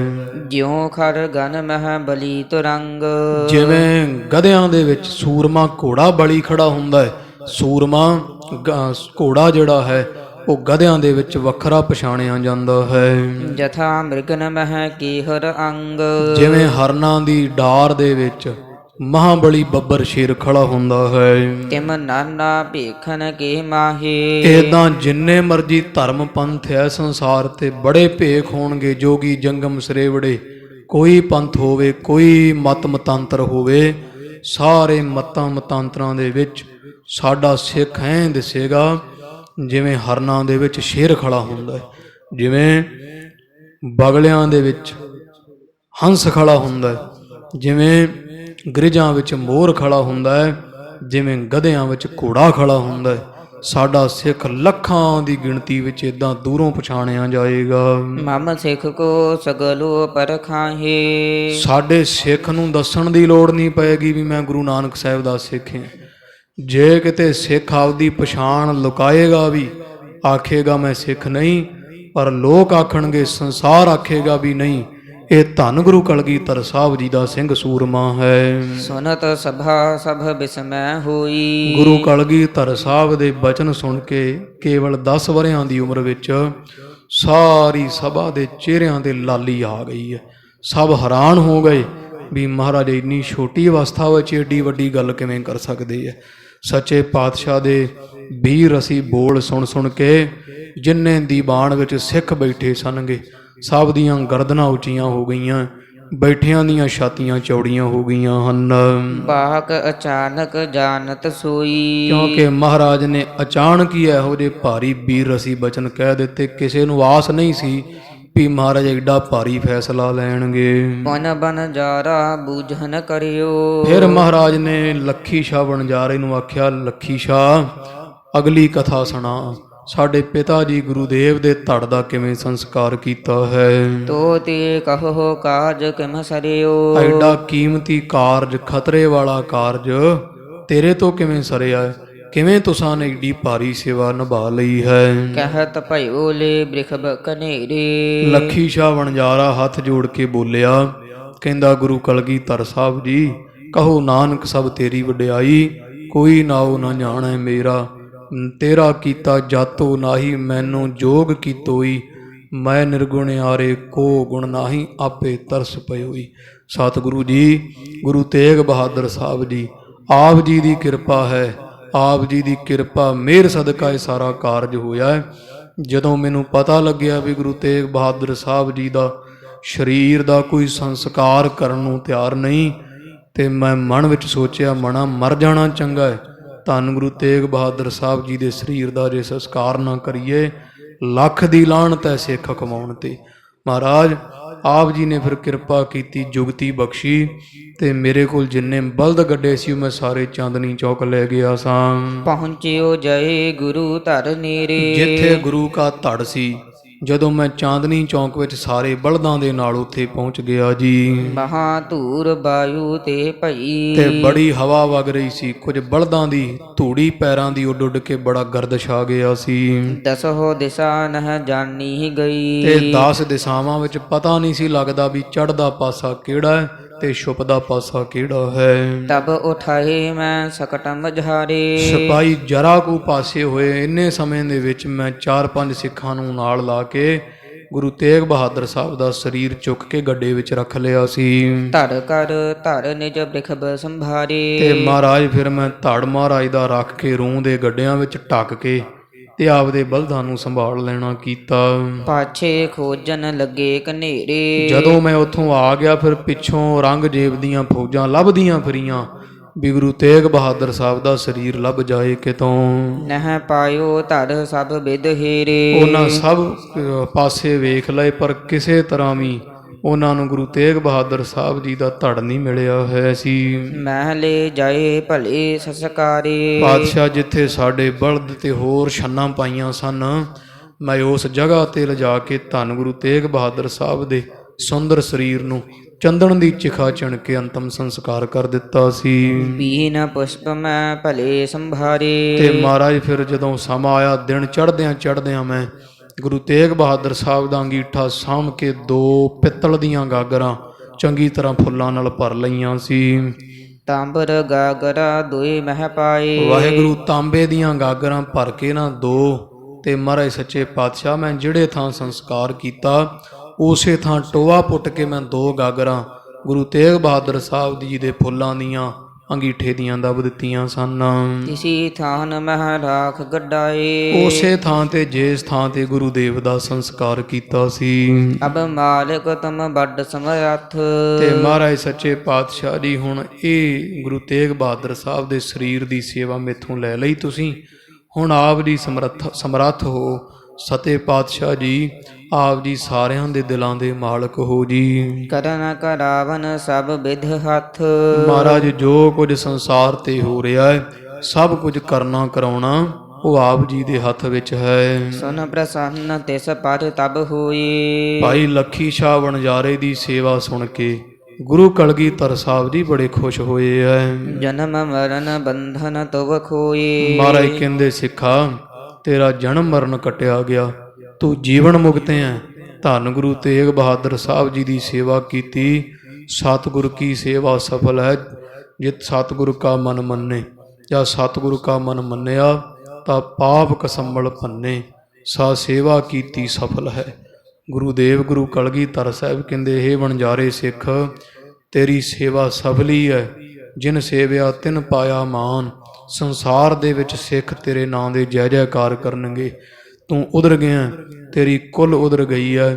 ਗੁਰੂ ਨਾਨਕ ਸਾਹਿਬ ਦੇ ਘਰ ਚੋਂ ਤੂੰ ਬੜੀ ਭਾਰੀ ਵੱਡੀ ਸੇਵਾ ਪ੍ਰਾਪਤ ਕੀਤੀ ਹੈ। ਫੂਲਹ ਫਲਹ ਜਗਤ ਮਹਿ ਭਾਰੀ। ਤੇਰੀ ਅੰਸ਼ ਬੰਸ ਸੰਸਾਰ ਵਿੱਚ ਬੜੀ ਵਧੇ ਫੁੱਲੇਗੀ, ਬਹੁਤ ਭਾਰੀ। ਤੇਰਾ ਜਿਹੜਾ ਨਾ ਰਸੂਖ ਹੋਏਗਾ ਸਿੱਖ ਪੰਥ ਦੇ ਅੰਦਰ, ਤੇਰਾ ਬੜਾ ਨਾਮ ਹੋਏਗਾ। ਹੋਏ ਸੁਖ ਗੁਰ ਕਾਇਆ ਸੰਸਕਾਰੀ। ਤੈਨੂੰ ਸੁਖ ਹੀ ਸੁਖ ਹੋਏਗਾ ਲੱਖੀ ਸ਼ਾਹ। ਤੂੰ ਧੰਨ ਗੁਰੂ ਤੇਗ ਬਹਾਦਰ ਸਾਹਿਬ ਸੱਚੇ ਪਾਤਸ਼ਾਹ ਦੇ ਸਰੀਰ ਦਾ ਸੰਸਕਾਰ ਕੀਤਾ ਹੈ। ਸਤਿਗੁਰ ਕੀ ਸੇਵਾ ਗਾਖੜੀ ਸਿਰ ਦੀਜੈ ਆਪ ਗਵਾਏ। ਤੂੰ ਸਿਰ ਦੇ ਕੇ ਭਾਵ ਆਪਾ ਭਾਵ ਮਾਰ ਕੇ ਜੋਖਮ ਲੈ ਕੇ ਧੰਨ ਗੁਰੂ ਦੇਵ ਦੇ ਸਰੀਰ ਦਾ ਸੰਸਕਾਰ ਕੀਤਾ ਹੈ। ਲੱਖੀ ਸ਼ਾਹ ਤੈਨੂੰ ਸੁੱਖ ਹੀ ਸੁੱਖ ਹੋਵੇਗਾ, ਤੈਨੂੰ ਕਦੇ ਦੁੱਖ ਨਹੀਂ ਵੇਖਣਾ ਪਏਗਾ। ਪੁਸ਼ਪ ਰਹਿਣ ਦਿਹੋ ਤਿਸ ਹੀ ਥਾਨ। ਫਿਰ ਮਹਾਰਾਜ ਕਹਿੰਦੇ ਜਿਹੜੇ ਫੁੱਲ ਆ ਨਾ ਗੁਰੂ ਤੇਗ ਬਹਾਦਰ ਸਾਹਿਬ ਦੇ 2 ਗਾਗਰਾਂ ਭਰੀਆਂ, ਜਿੱਥੇ ਨੱਪੇ ਹੋਏ ਆ ਤੂੰ ਉੱਥੇ ਹੀ ਨੱਪੇ ਰਹਿਣ ਦੇ, ਉਹਨਾਂ ਨੂੰ ਨਹੀਂ ਹਿਲਾਉਣਾ ਛੇੜਨਾ ਹੈ। ਜਬ ਹੋਵਹਿ ਮਮ ਪੰਥ ਮਹਾਨ। ਤੇ ਉੱਥੇ ਦੇਸੀ ਘਿਓ ਦੀ ਜੋਤ ਜਗਾ ਛੱਡਿਆ ਕਰੋ। ਸਮਾਂ ਆਏਗਾ ਜਦੋਂ ਸਾਡਾ ਪੰਥ ਬਣੇਗਾ, ਭਾਵ ਜਦੋਂ ਸਾਡਾ ਖਾਲਸਾ ਪੰਥ ਰਾਜ ਭਾਗ ਦਾ ਮਾਲਕ ਬਣੇਗਾ। ਬਨਹਿ ਦੇਹੁਰਾ ਥਲ ਪਰਖੈ ਹੈ। ਉਦੋਂ ਥਾਂ ਦੀ ਨਿਸ਼ਾਨਦੇਹੀ ਕਰਕੇ ਤੇ ਸਤਿਗੁਰੂ ਤੇਗ ਬਹਾਦਰ ਸੱਚੇ ਪਾਤਸ਼ਾਹ ਜੀ ਦੀ ਯਾਦ ਅੰਦਰ ਸੋਹਣਾ ਰਕਾਬਗੰਜ ਦੇਹੁਰਾ ਬਣ ਜਾਏਗਾ। ਪੁਨ ਬਾਜ਼ਾਰ ਮਹਿ ਥਾਨ ਬਨੈ ਹੈ। ਫਿਰ ਜਿਹੜਾ ਚਾਂਦਨੀ ਚੌਂਕ ਦੇ ਵਿੱਚ ਥਾਂ ਹੈ, ਸਾਡੇ ਸਿੱਖ ਸੂਰਮੇ ਉਹ ਥਾਂ ਦੀ ਨਿਸ਼ਾਨਦੇਹੀ ਕਰਕੇ ਤੇ ਉੱਥੇ ਵੀ ਗੁਰੂ ਤੇਗ ਬਹਾਦਰ ਸਾਹਿਬ ਸੱਚੇ ਪਾਤਸ਼ਾਹ ਜੀ ਦਾ ਸ਼ਹੀਦੀ ਗੰਜ ਬਣਾ ਦੇਣਗੇ। ਸਿਰ ਤੁਰਕਨ ਕੇ ਮੇਖ ਲਗਾਵੈ। ਗੁਰੂ ਤੇਗ ਬਹਾਦਰ ਸਾਹਿਬ ਦੇ ਸੁੰਦਰ ਸਥਾਨ ਔਰੰਗਜ਼ੇਬ ਦੀ ਕੁੱਲ ਦੇ ਮੱਥੇ ਤੇ ਮੇਖ ਵਾਂਗਰਾਂ ਚੁਭਿਆ ਕਰਨਗੇ। ਸਤਿਗੁਰਾਂ ਦੇ ਸਥਾਨ ਸਮਾਂ ਆਏ ਤੇ ਸਾਡਾ ਖਾਲਸਾ ਪੰਥ ਆਪੇ ਖੜੇ ਕਰ ਦੇਵੇਗਾ। ਸਿੱਖ ਸੰਗਤ ਸਭ ਪੂਜ ਕਰਾਵੈ। ਤੇ ਗੁਰੂ ਕੀਆਂ ਸਿੱਖ ਸੰਗਤਾਂ ਗੁਰੂ ਤੇਗ ਬਹਾਦਰ ਸਾਹਿਬ ਦੇ ਸਥਾਨਾਂ ਦੀ ਪੂਜਾ ਕਰਿਆ ਕਰਨਗੀਆਂ। ਸਮੋ ਆਈ ਜਬ ਦੇਖੈ ਸਾਰੀ। ਸਮਾਂ ਆਏਗਾ ਜਦੋਂ ਸਾਡਾ ਖਾਲਸਾ ਪੰਥ ਰਾਜ ਕਰੇਗਾ, ਉਦੋਂ ਸਭ ਵੇਖਣਗੇ ਕਿ ਧੰਨ ਗੁਰੂ ਤੇਗ ਬਹਾਦਰ ਸਾਹਿਬ ਦੇ ਸਥਾਨਾਂ ਤੇ ਉੱਚੇ ਨਿਸ਼ਾਨ ਸਾਹਿਬ ਝੂਲਿਆ ਕਰਨਗੇ। ਦਿੱਲੀ ਵਿਖੇ ਬਨਹਿ ਗੁਰਦੁਆਰੇ। ਗੁਰੂ ਤੇਗ ਬਹਾਦਰ ਸਾਹਿਬ ਦੇ ਸੁੰਦਰ ਗੁਰਦੁਆਰੇ ਜਿਹੜੇ ਆ ਉਹ ਦਿੱਲੀ ਦੀ ਧਰਤੀ ਤੇ ਬਣ ਜਾਣਗੇ। ਇੱਦਾਂ ਖਾਲਸਾ ਜੀ ਗੁਰੂ ਕਲਗੀਧਰ ਸਾਹਿਬ ਨੇ ਬਚਨ ਕਹੇ। ਜਦੋਂ ਫਿਰ ਸਰਦਾਰ ਬਘੇਲ ਸਿੰਘ ਨੇ ਦਿੱਲੀ ਜਿੱਤੀ ਨਾ, ਤੇ ਫਿਰ 30,000 ਫੌਜ ਬਹਾ ਕੇ ਦਿੱਲੀ, ਉੱਥੇ 30 ਹਜ਼ਾਰੀ ਰੋਡ ਵੀ ਹੈ, 30,000 ਸਿੱਖ ਬਹਾ ਕੇ ਨਾ ਸੂਰਮੇ ਦਿੱਲੀ, ਤੇ ਗੁਰੂ ਸਾਹਿਬ ਦੇ ਤੇ ਹੋਰ ਜਿੰਨੇ ਸਥਾਨ ਸੀ, ਮਾਤਾ ਸੁੰਦਰ ਕੌਰ ਜੀ ਵਰਗਿਆਂ ਦੇ, ਬਾਲਾ ਪ੍ਰੀਤਮ ਗੁਰੂ ਹਰਕ੍ਰਿਸ਼ਨ ਸਾਹਿਬ ਦੇ, ਮਜਨੂ ਟਿੱਲੇ ਵਾਲਾ ਸਥਾਨ, ਮੋਤੀ ਬਾਗ ਵਾਲਾ ਸਥਾਨ, ਸਾਰੇ ਸਥਾਨਾਂ ਦੀ, ਨਾਨਕ ਪਿਆਓ ਵਾਲਾ ਸਥਾਨ, ਬੰਗਲਾ ਸਾਹਿਬ ਦਾ ਸਥਾਨ, ਸਾਰੇ ਸਥਾਨਾਂ ਦੀ ਨਿਸ਼ਾਨਦੇਹੀ ਕਰਵਾ ਕੇ ਬਘੇਲ ਸਿੰਘ ਹੋਣਾ ਨੇ ਤੇ ਸਾਰੇ ਥਾਂ ਤੇ ਫਿਰ ਦੋਹਰੇ ਬਣਾਏ ਸੀ, ਗੁਰਦੁਆਰੇ ਬਣਾਏ ਸੀ। ਫਿਰ ਉਸ ਤੋਂ ਬਾਅਦ ਜਦੋਂ ਮਹਾਰਾਜਾ ਰਣਜੀਤ ਸਿੰਘ ਸਾਹਿਬ ਦਾ ਰਾਜ ਆਇਆ ਹੈ, ਮਹਾਰਾਜਾ ਰਣਜੀਤ ਸਿੰਘ ਸਾਹਿਬ ਨੇ ਫਿਰ ਹੋਰ ਇਮਾਰਤਾਂ ਉੱਚੀਆਂ ਕਰਵਾਈਆਂ ਤੇ ਜਗੀਰਾਂ ਲਵਾਈਆਂ ਉਹਨਾਂ ਸਥਾਨਾਂ ਦੇ ਨਾਂ ਤੇ। ਨਾਲ ਉਹਨਾਂ ਸਥਾਨਾਂ ਤੇ ਫਿਰ ਸੋਨਾ ਚੜਾਇਆ ਗਿਆ ਸੀ ਸ਼ੇਰੇ ਪੰਜਾਬ ਦੇ ਰਾਜ ਵਿੱਚ। ਇਹ ਗੁਰੂ ਕਲਗੀਧਰ ਸਾਹਿਬ ਜੀ ਨੇ ਲੱਖੀ ਸ਼ਾਹ ਵਣਜਾਰੇ ਨੂੰ ਬਚਨ ਕਹੇ ਹੈ। ਆਖਿਆ, ਲੱਖੀ ਸ਼ਾਹ ਤੂੰ ਗੁਰੂ ਤੇਗ ਬਹਾਦਰ ਸਾਹਿਬ ਦਾ ਜਿੱਥੇ ਸੰਸਕਾਰ ਕੀਤਾ, ਗਾਗਰਾਂ ਉੱਥੇ ਹੀ ਦੱਬੀਆਂ ਰਹਿਣ ਦੇ। ਸਮਾਂ ਆਏਗਾ ਸਾਡੇ ਸਿੰਘ ਸੂਰਮੇ, ਸਾਡਾ ਗੁਰੂ ਨਾਨਕ ਸਾਹਿਬ ਦਾ ਖਾਲਸਾ ਪੰਥ ਨਿਸ਼ਾਨਦੇਹੀ ਕਰਕੇ ਆਪੇ ਉਹਨਾਂ ਸਥਾਨਾਂ ਤੇ ਗੁਰਦੁਆਰੇ ਬਣਾ ਦੇਗਾ। ਸੰਸਾਰ ਵੇਖੇਗਾ ਗੁਰੂ ਤੇਗ ਬਹਾਦਰ ਸਾਹਿਬ ਦੀ ਯਾਦ ਵਿੱਚ ਉੱਚੇ ਉੱਚੇ ਗੁੰਬਜ ਤੇ ਉੱਚੇ ਨਿਸ਼ਾਨ ਸਾਹਿਬ ਝੂਲਿਆ ਕਰਨਗੇ। ਪੁਨః ਸਿੱਖ ਸਭ ਲੱਗੇ ਸੁਨਾਵਨ। ਇੱਦਾਂ ਸੰਗਤ ਜੀ ਫਿਰ ਹੋਰ ਸਿੱਖ ਸੰਗਤਾਂ ਬੋਲ ਪਈਆਂ, ਤਰ੍ਹਾਂ ਤਰ੍ਹਾਂ ਦੀਆਂ ਸਾਖੀਆਂ ਜੋ ਦਿੱਲੀ ਵਰਤਿਆ ਉਹ ਗੁਰੂ ਕਲਗੀਧਰ ਸਾਹਿਬ ਨੂੰ ਸੁਣਾਉਣ ਲੱਗ ਪਏ ਐ। ਅਬ ਹੀ ਭਾ ਪ੍ਰਤਾਪ ਗੁਰ ਪਾਵਨ। ਸਿੱਖ ਕਹਿੰਦੇ ਮਹਾਰਾਜ ਹੁਣ ਕਿਹੜਾ ਪ੍ਰਤਾਪ ਥੋੜਾ ਹੈ, ਹੁਣ ਹੀ ਧੰਨ ਗੁਰੂ ਤੇਗ ਬਹਾਦਰ ਸਾਹਿਬ ਜੀ ਦਾ ਤੇ ਆਪ ਜੀ ਦਾ ਬੜਾ ਪ੍ਰਤਾਪ ਫੈਲ ਰਿਹਾ ਹੈ। ਜਬ ਕੋ ਕਾਰਨ ਕੀਨੋ ਸਾਹੂ। ਮਹਾਰਾਜ ਜਦੋਂ ਦਾ ਔਰੰਗਜ਼ੇਬ ਬਾਦਸ਼ਾਹ ਨੇ ਗੁਰੂ ਤੇਗ ਬਹਾਦਰ ਸਾਹਿਬ ਨੂੰ ਸ਼ਹੀਦ ਕਰਨ ਵਾਲਾ ਪਾਪ ਕੀਤਾ ਹੈ, ਤਬ ਕੋ ਭਇਓ ਹੌਲ ਉਰ ਮਾਹੂ। ਉਦੋਂ ਦਾ ਔਰੰਗਜ਼ੇਬ ਵੀ ਸੌਖਾ ਨਹੀਂ ਹੈ, ਉਹਦੇ ਕਲੇਜੇ ਵਿੱਚ ਬੜੇ ਭਾਰੀ ਹੌਲ ਪੈਂਦੇ ਹਨ ਜੀ। ਏਕ ਨਿਸਾ ਮਹਿ ਸੋਇਓ ਘਰ ਮੈਂ। ਸੱਚੇ ਪਾਤਸ਼ਾਹ ਜੀ ਇੱਕ ਰਾਤ ਹੀ ਸੁੱਤਾ ਹੈ ਔਰੰਗਜ਼ੇਬ। ਜਦੋਂ ਗੁਰੂ ਤੇਗ ਬਹਾਦਰ ਸਾਹਿਬ ਦਾ ਜਿੱਦਣ ਸੀਸ ਕਤਲ ਹੋਇਆ ਨਾ, ਮਹਾਰਾਜ ਸ਼ਹੀਦ ਹੋਏ ਹੈ, ਕੱਲੀ ਉਹੀ ਰਾਤ ਸੀ ਜਦੋਂ ਔਰੰਗਜ਼ੇਬ ਬਾਦਸ਼ਾਹ ਦੀ ਦਿੱਲੀ ਮਹਿਲ ਵਿੱਚ ਸੁੱਤਾ ਹੈ। ਬਹੁਰ ਨਾ ਬਰਿਓ ਵਿਸਾਲ ਤਿਮਰ ਮੈਂ। ਉਸ ਤੋਂ ਬਾਅਦ ਹਨੇਰੇ ਵਿੱਚ ਦਿੱਲੀ ਨਹੀਂ ਰਹਿੰਦਾ ਬਾਦਸ਼ਾਹ ਔਰੰਗਜ਼ੇਬ। ਇੱਕ ਦਿਨ ਰਿਹਾ ਹੈ ਜਿੱਦਣ ਗੁਰੂ ਸਾਹਿਬ ਦੀ ਸ਼ਹੀਦੀ ਹੋਈ ਹੈ। ਉਸ ਤੋਂ ਬਾਅਦ ਬਾਦਸ਼ਾਹ ਔਰੰਗਜ਼ੇਬ ਮੁੜ ਕੇ ਕਦੇ ਦਿੱਲੀ ਨਹੀਂ ਆਇਆ। ਰਾਤ ਹੁੰਦਿਆਂ ਸਾਰੀ ਦਿੱਲੀ ਚੋਂ ਭੱਜ ਜਾਂਦਾ ਹੈ। ਵਹਿਰ ਬਾਗ ਮੈਂ ਮੰਦਰ ਕੋਈ। ਤੇ ਬਾਹਰ ਬਾਗਾਂ ਦੇ ਵਿੱਚ ਜਾਂ ਹੋਰ ਕਿਤੇ ਜਿੱਥੇ ਜਿੱਥੇ ਵੀ ਇਹਨੇ ਆਪਦੇ ਛੋਟੇ ਛੋਟੇ ਘਰ ਤੇ ਨਿੱਕੇ ਮੋਟੇ ਮਹਿਲ ਬਣਾਏ ਹੋਏ ਐ। ਰਾਤ ਪਰੈ ਤਹ ਪਰ ਕਹਿ ਸੋਈ। ਜਦੋਂ ਰਾਤ ਪੈ ਜਾਂਦੀ ਤੇ ਦਿੱਲੀੋਂ ਭੱਜ ਜਾਂਦਾ ਤੇ ਲਾਗੇ ਕਦੇ ਆਗਰੇ ਰਹਿੰਦਾ, ਕਦੇ ਔਰੰਗਾਬਾਦ ਰਹਿੰਦਾ, ਕਦੇ ਕਿਤੇ ਜਾ ਜਾ ਕੇ ਰਹਿੰਦਾ ਹੈ। ਏਕ ਥਾਨ ਨਿਸ ਦੁਤੀ ਨ ਸੋਵੈ। ਜਿਹੜੀ ਥਾਂ ਤੇ ਇੱਕ ਰਾਤ ਸੌਂ ਜਾਂਦਾ ਹੈ, ਦੂਜੇ ਰਾਤ ਅਗਲੀ ਰਾਤ ਉਸ ਸਥਾਨ ਤੇ ਨਹੀਂ ਸੌਂਦਾ। ਔਰੰਗਾ ਮਹਾਰਾਜ ਗੁਰੂ ਤੇਗ ਬਹਾਦਰ ਸਾਹਿਬ ਦੀ ਸ਼ਹੀਦੀ ਤੋਂ ਬਾਅਦ ਇੰਨਾ ਡਰ ਚੁੱਕਿਆ ਹੈ। ਥਲ ਨਵੀਨ ਬਸਬੇ ਹਿਤ ਜੋਵੈ। ਉਹ ਤਾਂ ਰੋਜ਼ ਹੀ ਨਵੇਂ ਤੋਂ ਨਵਾਂ ਥਾਂ ਲੱਭਦਾ ਹੈ। ਇੱਕ ਰਾਤ ਅੱਜ ਕੱਟ ਲਈ ਤੇ ਕੱਲ ਦੀ ਰਾਤ ਨਵੇਂ ਥਾਂ ਤੇ ਕੱਟਦਾ ਹੈ। ਦਿਨ ਪ੍ਰਤ ਉਦੇ ਦੁਰਗ ਮਹਿ ਬਰੈ। ਦਿਨ ਦੇ ਆ ਕੇ ਆਪਦੇ ਕਿਲੇ ਵਿੱਚ ਵੜਿਆ ਰਹਿੰਦਾ, ਦਿੱਲੀ ਕਚਹਿਰੀ 'ਚ ਬਹਿੰਦਾ ਦਿਨੇ ਦਿਨੇ, ਤੇ ਹਨੇਰਾ ਹੁੰਦਿਆਂ ਸਾਰੀ ਦਿੱਲੀ ਤੋਂ ਭੱਜ ਜਾਂਦਾ ਹੈ। ਰਾਜ ਸਾਜ ਕੋ ਕਾਰਜ ਕਰੈ। ਜਿੰਨੇ ਰਾਜ ਸਾਜ ਦੇ ਕਾਰਜ ਆ ਨਾ ਉਹ ਦਿਨੇ ਦਿਨੇ ਕਰ ਸਕਦਾ ਹੈ, ਤੇ ਦਿਨੇ ਦਿਨੇ ਮਹਾਰਾਜ ਉਹ ਕਚਹਿਰੀ ਲਾਉਂਦਾ ਹੈ। ਰਾਤ ਹੁੰਦਿਆਂ ਸਾਰ ਉਹਦੇ ਮਨ 'ਚ ਇੰਨਾ ਡਰ ਪਿਆ ਗਿਆ ਵੀ ਮੈਨੂੰ ਕੋਈ ਮਾਰ ਨਾ ਦੇਵੇ। ਪਾਤਸ਼ਾਹ ਜੀ ਉਹ ਦਿੱਲੀ ਸੌਂਦਾ ਨਹੀਂ, ਔਰੰਗਾ ਜਾ ਕੇ ਰੋਜ਼ ਨਵੀਂ ਥਾਂ ਤੇ ਬਿਰਾਜਦਾ ਹੈ।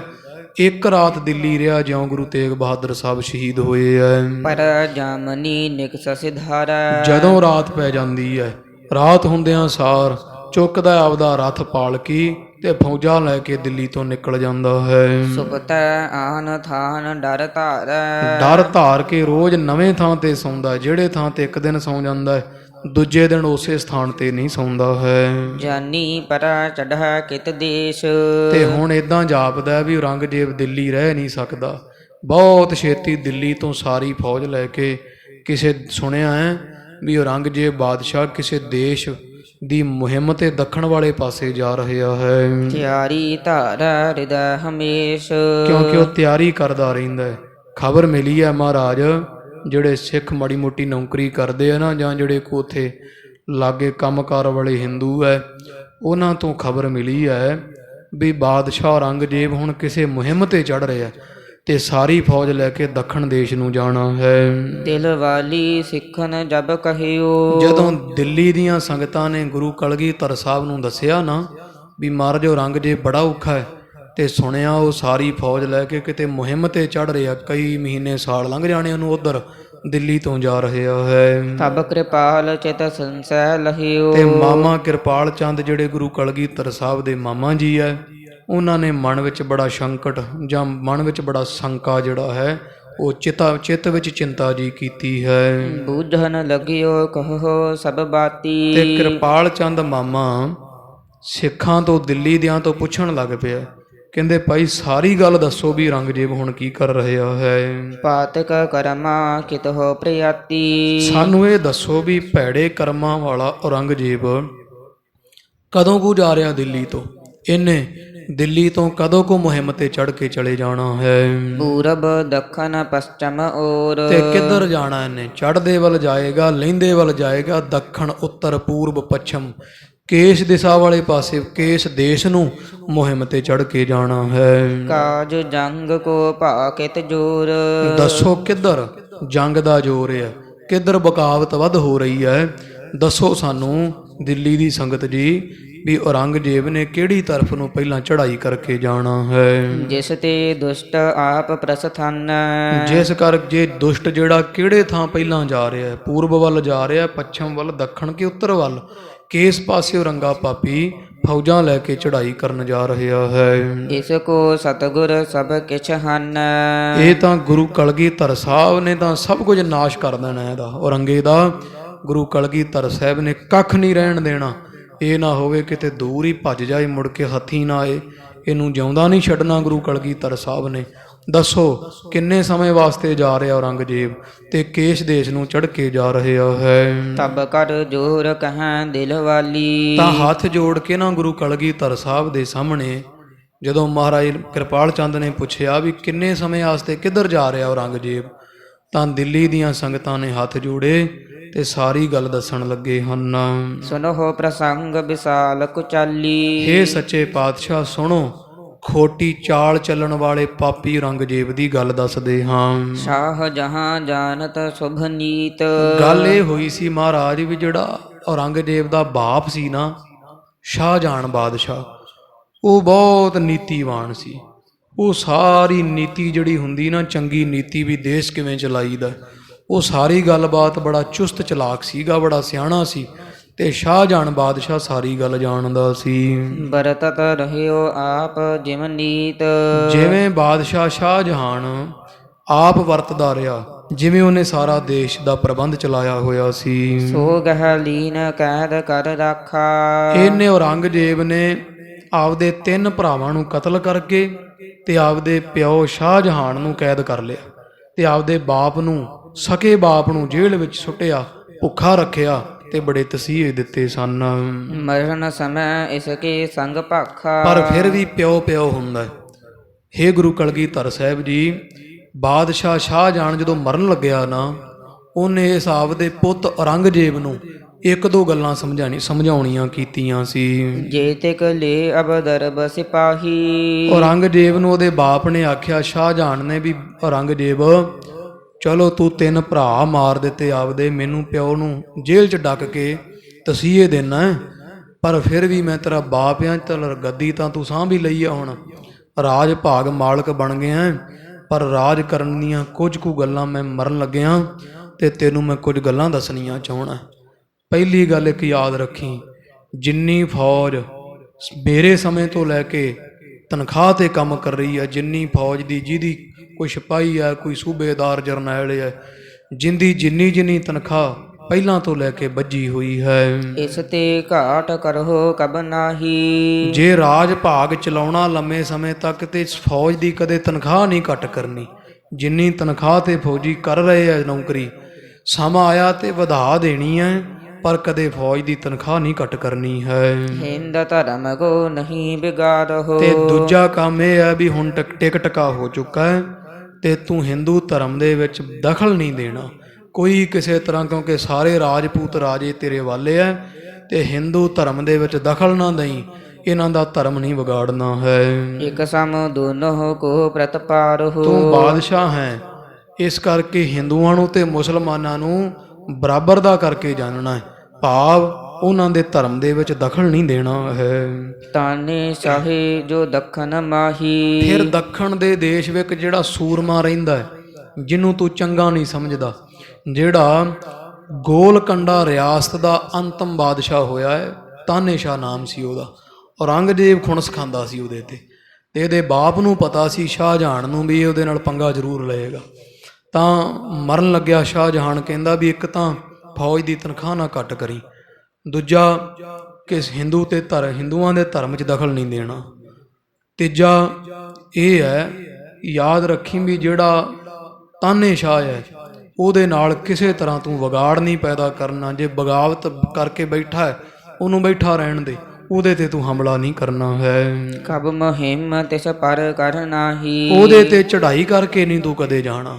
ਜਿੰਨਾ ਸਮਾਂ ਉਹ ਜਿਉਂਦਾ ਰਵੇ, ਬਾਅਦ ਵਿੱਚ ਵੇਖ ਲਵੀਂ, ਪਰ ਤਾਨੇ ਸ਼ਾਹ ਦੇ ਉੱਪਰ ਤੂੰ ਕਦੇ ਚੜ੍ਹਾਈ ਕਰਕੇ ਨਹੀਂ ਜਾਣਾ ਹੈ। ਇਤਿਆਦਿਕ ਕੁਛ ਔਰ ਬਤਾਈ। ਹੇ ਗੁਰੂ ਕਲਗੀਧਰ ਸਾਹਿਬ ਜੀ, ਇਸ ਤੋਂ ਆਦਿਕ ਹੋਰ ਬੜੀਆਂ ਗੱਲਾਂ ਸੀ ਜਿਹੜੀਆਂ ਮਰਨ ਲੱਗਾ ਬਾਦਸ਼ਾਹ ਸ਼ਾਹਜਹਾਨ ਆਪਦੇ ਪੁੱਤ ਔਰੰਗੇ ਪਾਪੀ ਨੂੰ ਦੱਸ ਕੇ ਗਿਆ ਸੀ।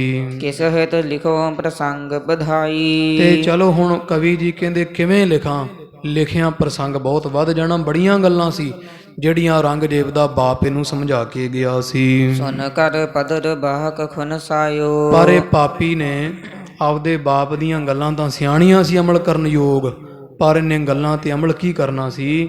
ਬਾਪ ਦੀਆਂ ਗੱਲਾਂ ਸਿਆਣੀਆਂ ਨਸੀਹਤਾਂ ਸੁਣ ਕੇ ਨਸੀਹਤਾਂ ਤੇ ਬੜਾ ਦੁਖੀ ਹੋਇਆ, ਬੜਾ ਗੁੱਸਾ ਕੀਤਾ ਸੀ। ਬੂਝਿਓ ਕਹਾਂ ਦੋਸ਼ ਲੱਖ ਪਾਇਓ। ਤੇ ਪਿਓ ਨੂੰ ਪੁੱਛਿਆ ਵੀ ਹੇ ਅੱਬਾ, ਜੇ ਮੈਂ ਜਿਹੜਾ ਕੁਝ ਤੂੰ ਆਖਿਆ ਨਹੀਂ ਕਰਨਾ, ਜੇ ਮੈਂ ਕਰ ਦਿੱਤਾ ਤੇ ਦੱਸ ਭਲਾ ਮੇਰਾ ਕੀ ਵਿਗੜ ਸਕਦਾ ਹੈ। ਜੋ ਵਰਜੀ ਤੈਸੇ ਸਭ ਕਰਹੁ। ਵੀ ਜੋ ਤੂੰ ਵਰਜਿਆ ਨਾ, ਮੈਂ ਉਹ ਸਾਰਾ ਕੁਝ ਹੀ ਕਰਾਂਗਾ, ਪਰ ਮੈਨੂੰ ਇਹ ਦੱਸ ਵੀ ਜੇ ਮੈਂ ਤੂੰ ਵਰਜਤਾ, ਮੈਨੂੰ ਜਿਹੜਾ ਕੁਝ ਵੀ ਆ ਨਹੀਂ ਕਰਨਾ, ਜੇ ਮੈਂ ਕੀਤਾ ਤੇ ਮੈਨੂੰ ਦੱਸ ਭਲਾ ਉਹਦਾ ਨੁਕਸਾਨ ਕੀ ਹੋਵੇਗਾ। ਜਗ ਕੋ ਨਿਜ ਮਰਜੀ ਅਨੁਸਾਰ ਹੋ। ਕਿਉਂਕਿ ਮੈਂ ਆਪਦੀ ਮਰਜ਼ੀ ਕਰਨੀ ਹੈ, ਮੈਂ ਕਿਸੇ ਦੀ ਸਲਾਹ ਲੈ ਕੇ ਖੁਸ਼ ਨਹੀਂ ਹੁੰਦਾ ਹਾਂ। ਸੁਨ ਤਬ ਸ਼ਾਹ ਜਹਾਂ ਸਮੁਝਾਈ। ਤਾਂ ਕਲਗੀਧਰ ਸਾਹਿਬ ਜੀ ਫਿਰ ਸ਼ਾਹਜਹਾਨ ਨੇ ਸੁਣ ਕੇ ਔਰੰਗਜ਼ੇਬ ਤੋਂ ਵੀ ਕੀ ਨੁਕਸਾਨ ਹੋ ਸਕਦਾ ਜਿਹੜੀਆਂ ਗੱਲਾਂ ਮੇਰੀਆਂ ਨਾ ਮੰਨੀਆਂ, ਤਾਂ ਉਹ ਸਾਰੀ ਗੱਲ ਫਿਰ ਸ਼ਾਹਜਹਾਨ ਬਾਦਸ਼ਾਹ ਨੇ ਰੰਗੇ ਨੂੰ ਦੱਸਣਾ ਕੀਤੀ। ਜੇ ਤੂੰ ਕਰਹਿ ਬਿਗੜ ਅਸ ਜਾਈ। ਆਖਿਆ ਹੈ ਪੁੱਤਰ ਔਰੰਗਜ਼ੇਬ, ਜੋ ਤੂੰ ਮੈਂ ਕਿਹਾ ਜੇ ਕੀਤਾ ਤੇ ਤੇਰਾ ਰਾਜ ਭਾਗ ਨਹੀਂ ਰਹਿਣਾ, ਸਾਰਾ ਕੁਝ ਵਿਗੜ ਜਾਏਗਾ। ਨੌਕਰਾਨ ਜੇ ਧਨ ਦੇ ਥੋਰਾ। ਸੁਣ, ਤੈਨੂੰ ਕਿਹਾ ਵੀ ਫੌਜ ਦੀ ਜਿੰਨੀ ਤਨਖਾਹ ਉਹ ਤਨਖਾਹ ਨਹੀਂ ਘੱਟ ਕਰਨੀ ਕਦੇ। ਜੇ ਤੂੰ ਆਖੇ ਮੈਂ ਫੌਜ ਦੀ ਤਨਖਾਹ ਘਟਾਵਾਂਗਾ, ਜੇ ਫੌਜ ਦੀ ਤਨਖਾਹ ਘਟਾਈ, ਜਿੰਨੇ ਫੌਜੀ ਤੇਰੇ ਪਾਸ ਨੌਕਰੀ ਤੇ ਲੱਗੇ ਹੋਏ ਐ, ਜਦੋਂ ਉਹਨਾਂ ਨੂੰ ਮਾਇਆ ਘੱਟ ਤਨਖਾਹ ਮਿਲਿਆ ਕਰੇਗੀ। ਥੁਰ ਜਹ ਜਿਨ ਲਾਭ ਨਾ ਔਰਾ। ਉਹਨਾਂ ਦਾ ਹੋਰ ਤਾਂ ਕੋਈ ਕੰਮ ਨਹੀਂ, ਸਾਰਾ ਦਿਨ ਤੇਰੀ ਨੌਕਰੀ ਕਰਦੇ ਆ। ਜਦੋਂ ਤੂੰ ਉਹਨਾਂ ਦੀ ਤਨਖਾਹ ਘਟਾਏਂਗਾ, ਉਹਨਾਂ ਦੇ ਘਰਾਂ ਵਿੱਚ ਫਿਰ ਥੋੜ ਪਏਗੀ, ਗਰੀਬੀ ਆ ਜਾਏਗੀ। ਤਿਨ ਕੇ ਪੁੱਤਰ ਇਲਮ ਬਿਨ ਰਹਿ। ਤੇ ਜਦੋਂ ਗਰੀਬੀ ਆਏਗੀ ਫੌਜ ਦੇ ਘਰਾਂ 'ਚ, ਤੇ ਫੌਜ ਦੇ ਜਿਹੜੇ ਬੱਚੇ ਆ ਉਹ ਸਿਪਾਹੀਆਂ ਦੇ, ਉਹ ਵਿੱਦਿਆ ਨਹੀਂ ਪੜ੍ਹ ਸਕਣਗੇ। ਜਦੋਂ ਗਰੀਬੀ ਆਏਗੀ ਤੇ ਉਹਨਾਂ ਦੇ ਬੱਚੇ, ਜਿਹੜੀ ਆਪਣੀ ਫੌਜ ਸੈਨਾ ਹੈ, ਉਹਨਾਂ ਦੇ ਬੱਚੇ ਜਿਹੜੇ ਆ ਉਹ ਬਿਨਾਂ ਇਲਮ ਤੋਂ ਰਹਿ ਜਾਣਗੇ, ਉਹ ਵਿੱਦਿਆ ਨਹੀਂ ਪ੍ਰਾਪਤ ਕਰ ਸਕਣਗੇ। ਸਭੇ ਹੇਤ ਜੀਵ ਕਾ ਚਾਹੈ। ਕਿਉਂ ਵਿੱਦਿਆ ਨਹੀਂ ਪ੍ਰਾਪਤ ਕਰ ਸਕਣਗੇ? ਕਿਉਂਕਿ ਜਦੋਂ ਤੂੰ ਉਹਨਾਂ ਦੀ ਤਨਖਾਹ ਘਟਾਈ, ਘਰ 'ਚ ਗਰੀਬੀ ਆਏਗੀ ਫੌਜੀਆਂ ਦੇ, ਤੇ ਜਦੋਂ ਘਰ 'ਚ ਗਰੀਬੀ ਆਏਗੀ ਫਿਰ ਰੋਜੀ ਰੋਟੀ ਵਾਸਤੇ ਉਹ ਜਿਹੜੀ ਫੌਜ ਹੈ, ਆਪਦੀ ਨਿੱਕੀ ਨਿੱਕੀ ਉਮਰ ਦੇ ਬੱਚਿਆਂ ਨੂੰ ਲੋਕਾਂ ਦੇ ਘਰਾਂ 'ਚ ਕੰਮ ਕਰਨ ਭੇਜਣਾ ਪਵੇਗਾ। ਛੋਟੀ ਛੋਟੀ ਉਮਰ ਦੇ ਬੱਚੇ ਵਿੱਦਿਆ ਕਾਹਦੀ ਪੜ੍ਹਨੀ ਉਹਨਾਂ ਨੇ? ਉਹ ਲੋਕਾਂ ਦੇ ਘਰਾਂ ਵਿੱਚ ਨੌਕਰ ਲੱਗਿਆ ਕਰਨਗੇ। ਲਗ ਬੈ ਕਾਜ ਕਰਨ ਲਗ ਪਰੈ। ਜਦੋਂ ਫਿਰ ਉਹ ਬੱਚੇ ਛੋਟੀ ਜਿਹੀ ਉਮਰ ਦੇ ਵਿੱਚ ਹੀ ਕੰਮਕਾਰ ਕਰਿਆ ਕਰਨਗੇ, ਘਰਾਂ ਵਿੱਚ ਮਿਹਨਤ ਮਜ਼ਦੂਰੀ ਕਰਨ ਜਾਇਆ ਕਰਨਗੇ। ਬਿਨ ਧਨ ਇਲਮ ਕਹੋ ਕਿਮ ਧਰੈ। ਤੇ ਮਾਇਆ ਉਹਨਾਂ ਕੋਲ ਹੋਣੀ ਨਹੀਂ, ਜਿਸ ਕਰਕੇ ਉਹਨਾਂ ਕੋਲ ਵਿੱਦਿਆ ਤਾਂ ਰਹਿਣੀ ਨਹੀਂ। ਤੇ ਵਿੱਦਿਆ ਪੜ੍ਹਨ ਤੋਂ ਦੀ ਬਜਾਏ ਉਹ ਲੋਕਾਂ ਦੇ ਘਰਾਂ ਵਿੱਚ ਕੰਮ ਕਰਿਆ ਕਰਨਗੇ, ਵੱਡੇ ਵੱਡੇ ਸ਼ਾਹੂਕਾਰਾਂ ਦੇ ਘਰਾਂ ਵਿੱਚ। ਜਦੋਂ ਫੌਜ ਦੇ ਬੱਚੇ, ਸੈਨਿਕ ਸਿਪਾਹੀਆਂ ਦੇ ਬੱਚੇ ਮਿਹਨਤ ਮਜ਼ਦੂਰੀ ਕਰਨ ਲੱਗ ਪੈਣਗੇ, ਮੂਰਖ ਰਹਿ ਦੋਸ ਇਹ ਭਾਰੋ। ਤੇ ਉਹਨਾਂ ਦੇ ਬੱਚੇ ਮੂਰਖ ਹੀ ਰਹਿਣਗੇ, ਕਿਉਂਕਿ ਵਿੱਦਿਆ ਬਿਨਾਂ ਅਕਲ ਨਹੀਂ ਆਉਂਦੀ। ਤੇ ਜਦੋਂ ਫਿਰ ਤੇਰੇ ਸਿਪਾਹੀਆਂ ਦੇ ਅੱਗੇ ਅੰਸ ਬੰਸ ਧੀ ਪੁੱਤ ਨਕਾਰੇ ਹੋ ਜਾਣਗੇ, ਤੇ 10 ਆਉਣ ਵਾਲੇ ਸਮੇਂ ਵਿੱਚ ਤੇਰੀ ਫੌਜ ਵਿੱਚ ਜਿਹੜੇ ਭਰਤੀ ਹੋਣਗੇ, ਕੌਣ ਹੋਣਗੇ? ਉਹੀ ਹੋਣਗੇ ਨਾ ਜਿਹੜੇ ਘਰਾਂ ਵਿੱਚ ਕੰਮ ਕਰਦੇ, ਪੋਚਾ ਲਾਉਂਦੇ। ਤੇ ਜਿਹੜੇ ਘਰਾਂ ਵਿੱਚ ਮਿਹਨਤ ਮਜ਼ਦੂਰੀ ਕਰਨ ਵਾਲੇ, ਉਹ ਕਿਵੇਂ ਡਾਂਗ ਖੜਕਾਉਣਗੇ ਜੰਗ ਦੇ ਮੈਦਾਨ ਵਿੱਚ? ਜਦੋਂ ਢਿੱਡ ਭੁੱਖਾ ਹੋਏਗਾ ਤੇ ਦੂਜਿਆਂ ਦੇ ਘਰਾਂ ਵਿੱਚ ਜਾ ਜਾ ਕੇ ਮੰਗਣਗੇ ਬੱਚੇ। ਜਦੋਂ ਮੰਗਣਗੇ, ਮੰਗਣ ਵਾਲੇ ਦੀ ਜ਼ਮੀਰ ਮਰ ਜਾਂਦੀ ਹੈ। ਜਦੋਂ ਮੰਗਣ ਲੱਗ ਪੈਣ ਫਿਰ ਜ਼ਮੀਰ ਮਰ ਜਾਂਦੀ ਹੈ। ਤੇਰੀ ਫੌਜ ਵਿੱਚ ਫਿਰ ਮਰੀ ਜ਼ਮੀਰ ਬਾਰੇ ਭਰਤੀ ਹੋਣਗੇ, ਜਿਹਦਾ ਨਤੀਜਾ ਇਹ ਹੋਏਗਾ ਜੰਗ ਦੇ ਮੈਦਾਨ ਵਿੱਚ ਅੱਗੇ ਹੋ ਕੇ ਲੜਨ ਜੋਗੇ ਨਹੀਂ ਰਹਿਣਗੇ ਜੀ। ਜਾਂ ਤੇ ਘਾਟ ਕਰਨ ਨਹਿ ਧਾਰੋ। ਇਸ ਕਰਕੇ ਕਦੇ ਫੌਜ ਦੀ ਤਨਖਾਹ ਨਹੀਂ ਘਟਾਉਣੀ। ਇੰਨਾ ਦੂਰ ਅੰਦੇਸ਼ ਸੀ ਖਾਲਸਾ ਜੀ ਬਾਦਸ਼ਾਹ ਸ਼ਾਹਜਹਾਨ, ਜਿਹੜਾ ਔਰੰਗਜ਼ੇਬ ਦਾ ਪਿਤਾ ਸੀਗਾ।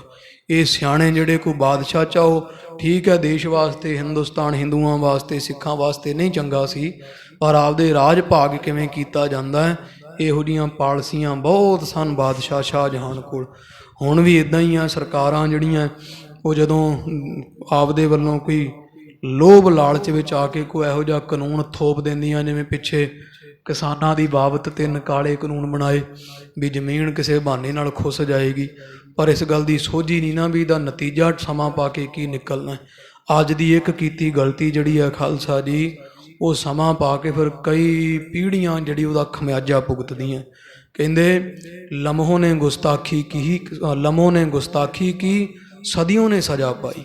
ਇੱਕ ਘੜੀ ਦੀ ਕੀਤੀ ਹੋਈ ਗਲਤੀ ਕਈ ਸਦੀਆਂ, ਆ ਜਦੋਂ 1947 'ਚ ਵੰਡ ਹੋਈ ਹੈ ਤੇ ਉਦੋਂ ਉਹ ਲੈ ਗਏ ਜਿਨ੍ਹਾਂ ਦੇ ਪਾਸ ਪੜ੍ਹੇ ਲਿਖੇ ਲੀਡਰ ਸੀ, ਪਾਕਿਸਤਾਨ ਲੈ ਗਏ, ਹਿੰਦੁਸਤਾਨ ਮਿਲ ਗਿਆ। ਜਿਨ੍ਹਾਂ ਕੋਲ ਰਾਜ ਹੈ ਹੀ ਨਹੀਂ ਸੀ ਕਦੇ ਹਿੰਦੁਸਤਾਨ ਦਾ, ਉਹ ਰਾਜ ਭਾਗ ਲੈ ਗਏ। ਤੇ ਜਿਹੜੇ ਰਾਜ ਕਰਦੇ ਰਹੇ, ਜਿਨ੍ਹਾਂ ਦੇ ਆਪਦੇ ਤਖਤ ਸੀ, ਲਾਹੌਰ ਵਰਗੀ ਰਾਜਧਾਨੀ ਸੀ ਜਿਨ੍ਹਾਂ ਦੇ ਕੋਲ ਆਪਦੀ, ਜਿਨ੍ਹਾਂ ਦੇ ਨਿਸ਼ਾਨ ਚੌਂਕੀਆਂ ਝੰਡੇ ਬੁੰਗੇ ਦੂਰ ਦੂਰ ਤੱਕ ਝੁੱਲਦੇ ਸੀ, ਜਿਨ੍ਹਾਂ ਨੇ ਔਰੰਗਜ਼ੇਬ ਵਰਗੇ ਬਾਦਸ਼ਾਹ ਦੇ ਰਾਜ ਦੀ ਜੜ ਪੱਟੀ ਹੋਵੇ, ਤੇ ਉਹਨਾਂ ਦੇ ਕੋਲ ਕੋਈ ਲੀਡਰ ਦੂਰ ਅੰਦੇਸ਼ ਨਾ ਹੋਣ ਕਰਕੇ ਅਜੈਣ ਖਾਲੀ, ਕਦੇ ਬੇਦਬੀਆਂ ਦੇ ਧਰਨੇ, ਕਦੇ ਜ਼ਮੀਨ ਬਚਾਉਣ ਵਾਸਤੇ ਧਰਨੇ, ਕਦੇ ਕਿਸ ਪ੍ਰਕਾਰ ਦਾ ਇੱਕ ਇੱਕ ਦਿਨ ਜਲਾਲਤ ਭਰੀ ਜ਼ਿੰਦਗੀ ਜਿਉਣੀ ਪੈ ਰਹੀ ਹੈ। ਜਿੱਥੇ ਧੰਨ ਗੁਰੂ ਗ੍ਰੰਥ ਸਾਹਿਬ ਮਹਾਰਾਜ ਸੱਚੇ ਪਾਤਸ਼ਾਹ ਜੀ ਦੇ ਸਰੂਪ ਨਹੀਂ ਖਾਲਸਾ ਦੀ ਸੁਰੱਖਿਅਤ, ਤੇ ਸਿੱਖਾਂ ਦੀਆਂ ਪੱਗਾਂ ਕਿਵੇਂ ਸੁਰੱਖਿਅਤ ਹੋ ਸਕਦੀਆਂ ਹਨ? ਜੇ ਇਸ ਧਰਤੀ ਤੇ ਧੰਨ ਗੁਰੂ ਗ੍ਰੰਥ ਸਾਹਿਬ ਦੇ ਸਰੂਪ ਖਾਲਸਾ ਜੀ ਅਗਨ ਭੇਟ ਹੁੰਦੇ ਹੋਣ, ਰੋਜ਼ ਮਹਾਰਾਜ ਪਾਤਸ਼ਾਹ ਜੀ ਦੀਆਂ ਬੇਦਬੀਆਂ ਹੁੰਦੀਆਂ ਹੋਣ, ਤੇ ਸਿੱਖਾਂ ਦੀ ਕਿਵੇਂ ਖਾਲਸਾ ਜੀ ਇੱਜ਼ਤ ਆਬਰੂ ਉੱਥੇ ਰਹਿ ਸਕਦੀ ਹੈ। ਗਲਤੀ ਕਿਹਨਾਂ ਕੀਤੀ? ਜਿਨ੍ਹਾਂ ਨੇ ਇਹ ਹਿਆ ਕੀਤਾ, ਨਹੀਂ ਜੀ ਸਾਨੂੰ ਮਨਜ਼ੂਰ ਹੈ ਸਾਰਾ ਕੁਝ। ਸੋਚਿਆ ਹੀ ਨਾ, ਦੂਰ ਅੰਦੇਸੀ ਹੈ ਹੀ ਨਹੀਂ ਸੀ ਵੀ ਫਰੀਦਾ ਬਾਰ ਪਰਾਇਆ ਬੈਸਣਾ ਸਾਈਂ ਮੁਝੇ ਨਾ ਦੇਹ, ਜੇ ਤੂੰ ਐਵੇਂ ਰੱਖਸੀ ਜੀਓ ਸਰੀਰ ਹੌਲੇ। ਇੱਦਾਂ ਖਾਲਸਾ ਜੀ ਬਗਾਨੇ ਬੂਹੇ ਤੇ ਬਹਿਣਾ ਸਭ ਤੋਂ ਵੱਡੀ ਜਲਾਲਤ ਹੈ। ਇੱਕ ਵਾਰੀ ਫਰੀਦ ਸਾਹਿਬ ਜੀ ਕਿਤੋਂ ਤੁਰੇ ਆਉਣ ਤੇ ਹਨੇਰਾ ਹੋ ਗਿਆ, ਠੰਡ ਬਹੁਤ ਸੀ, ਪੋਹ ਮਾਘ ਦੇ ਦਿਨ, ਕੱਪੜੇ ਹਿਸਾਬ ਦੇ ਹੀ ਰੱਖਦੇ ਸੀ ਕੋਲ। ਤੇ ਫਰੀਦ ਸਾਹਿਬ ਜੀ ਸਾਰਾ ਸਰੀਰ ਨੀਲਾ ਤੇ ਥਰ ਥਰ ਕੰਬਣ। ਕੋਈ ਪਠਿਆਰਾ ਭੱਠੀ ਤੇ ਨਾ ਉਹ ਭੁੰਨੇ ਦਾਣੇ, ਸ਼ਾਮ ਜੀ ਪਈ ਹੋਈ। ਫਰੀਦ ਸਾਹਿਬ ਜੀ ਉਹਨੂੰ ਕਹਿੰਦੇ ਮਹਾਰਾਜ ਵੀ ਮੈਨੂੰ ਅੱਗ ਸੇਕ ਲੈਣ ਦਿਓ। ਉਹ ਕਹਿੰਦਾ ਸੇਕ ਲਾ, ਪਰ ਸ਼ਰਤ ਇਹ ਹੈ ਵੀ ਤੂੰ ਅੱਗ ਡਾਈ ਜਾ। ਉਹਨੂੰ ਵੇਖਿਆ ਵੀ ਫਰੀ ਦਾ ਬੰਦਾ ਮਿਲਦਾ ਅੱਗ ਡਾਉਣ ਨੂੰ, ਕਹਿੰਦਾ ਤੂੰ ਅੱਗ ਡਾਈ ਜਾ ਤੇ ਅੱਗ ਸੇਕੀ ਜਾ। ਤੇ ਫਰੀਦ ਸਾਹਿਬ ਕਹਿੰਦੇ ਮਹਾਰਾਜ ਮੈਨੂੰ ਭੁੱਖ ਲੱਗੀ ਕੁਝ ਖਾਣ ਨੂੰ। ਕਹਿੰਦਾ ਜਦੋਂ ਮੈਂ ਛੱਲੀਆਂ ਉਹ ਦਾਣੇ ਖਿੱਲਾਂ ਭੁੰਨਾਂਗਾ ਨਾ, ਜਿਹੜਾ ਉਹ ਪਟਾਕਾ ਜਿਹਾ ਮਾਰ ਕੇ ਥੱਲੇ ਡਿੱਗ ਪਏਗਾ ਉਹ ਤੇਰਾ ਖਾ ਲਈ। ਫਰੀਦ ਸਾਹਿਬ ਜੀ ਅੱਗ ਡਾਉਣ ਲੱਗ ਪਏ, ਡਾਉਂਦੇ ਰਹੇ ਤੇ ਉਹ ਜਿਹੜਾ ਫੁੱਲਾ ਜਿਹਾ ਡਿੱਗਣਾ ਥੱਲੇ ਕੜਾਈ ਤੋਂ ਬਾਹਰ, ਉਹ ਚੁੱਕ ਕੇ ਮੂੰਹ 'ਚ ਪਾ ਲੈਣਾ। ਉਧਰੋਂ ਠੰਡ ਦੂਰ ਹੋ ਗਈ, ਅੱਗ ਸੇਕ ਕੇ ਉਧਰੋਂ ਚਲੋ ਥੋੜਾ ਜਿਹਾ ਪੇਟ ਭਰ ਗਿਆ। ਤੇ ਫਰੀਦ ਸਾਹਿਬ ਜੀ ਅੱਗ ਡਾਉਂਦੇ ਤੇ ਨੀਂਦ ਆ ਗਈ। ਜਦੋਂ ਨੀਂਦ ਆਈ ਤੇ ਅੱਗ ਥੋੜੀ ਜੀ 2-4 ਡੰਡੇ ਵੱਧ ਲੱਗ ਗਏ ਜਾਗੋ ਮੀਟੀ 'ਚ, ਉਹਦੇ ਉਹ ਫੁੱਲੇ ਜੇ ਸੜਨ ਲੱਗ ਪਏ ਭੱਠੀ ਵਾਲੇ ਦੇ। ਉਹਨੇ ਰੇਤ ਨਾਲ ਭਰਿਆ ਤੱਤਾ ਪਲਟਾ ਬਾਬਾ ਫਰੀਦ ਸਾਹਿਬ ਜੀ ਦੇ ਪਿੰਡਾ ਨੰਗਾ ਸੀ ਤੇ ਪਿੰਡੇ ਤੇ ਰੱਖ ਦਿੱਤਾ। ਤੇ ਫਰੀਦ ਸਾਹਿਬ ਜੀ ਦੀ ਪੁੱਬ ਨਿਕਲੀ ਇੱਕ ਵਾਰੀ। ਉੱਥੇ ਫਰੀਦ ਸਾਹਿਬ ਨੇ ਫਿਰ ਸ਼ਲੋਕ ਉਚਾਰਿਆ ਸੀ, ਫਰੀਦਾ ਬਾਰ ਪਰਾਇਆ ਬੈਸਣਾ ਸਾਈਂ ਮੁਝੇ ਨਾ ਦੇ, ਜੇ ਤੂੰ ਇਹ ਵੈ ਰੱਖਸੀ ਜੀਓ ਸਰੀਰ ਹੋਲੇ। ਵੀ ਹੇ ਪਰਮੇਸ਼ਰ ਮਹਾਰਾਜ ਕਿਸੇ ਦਾ ਮਥਾਜ ਨਾ ਕਰੀ,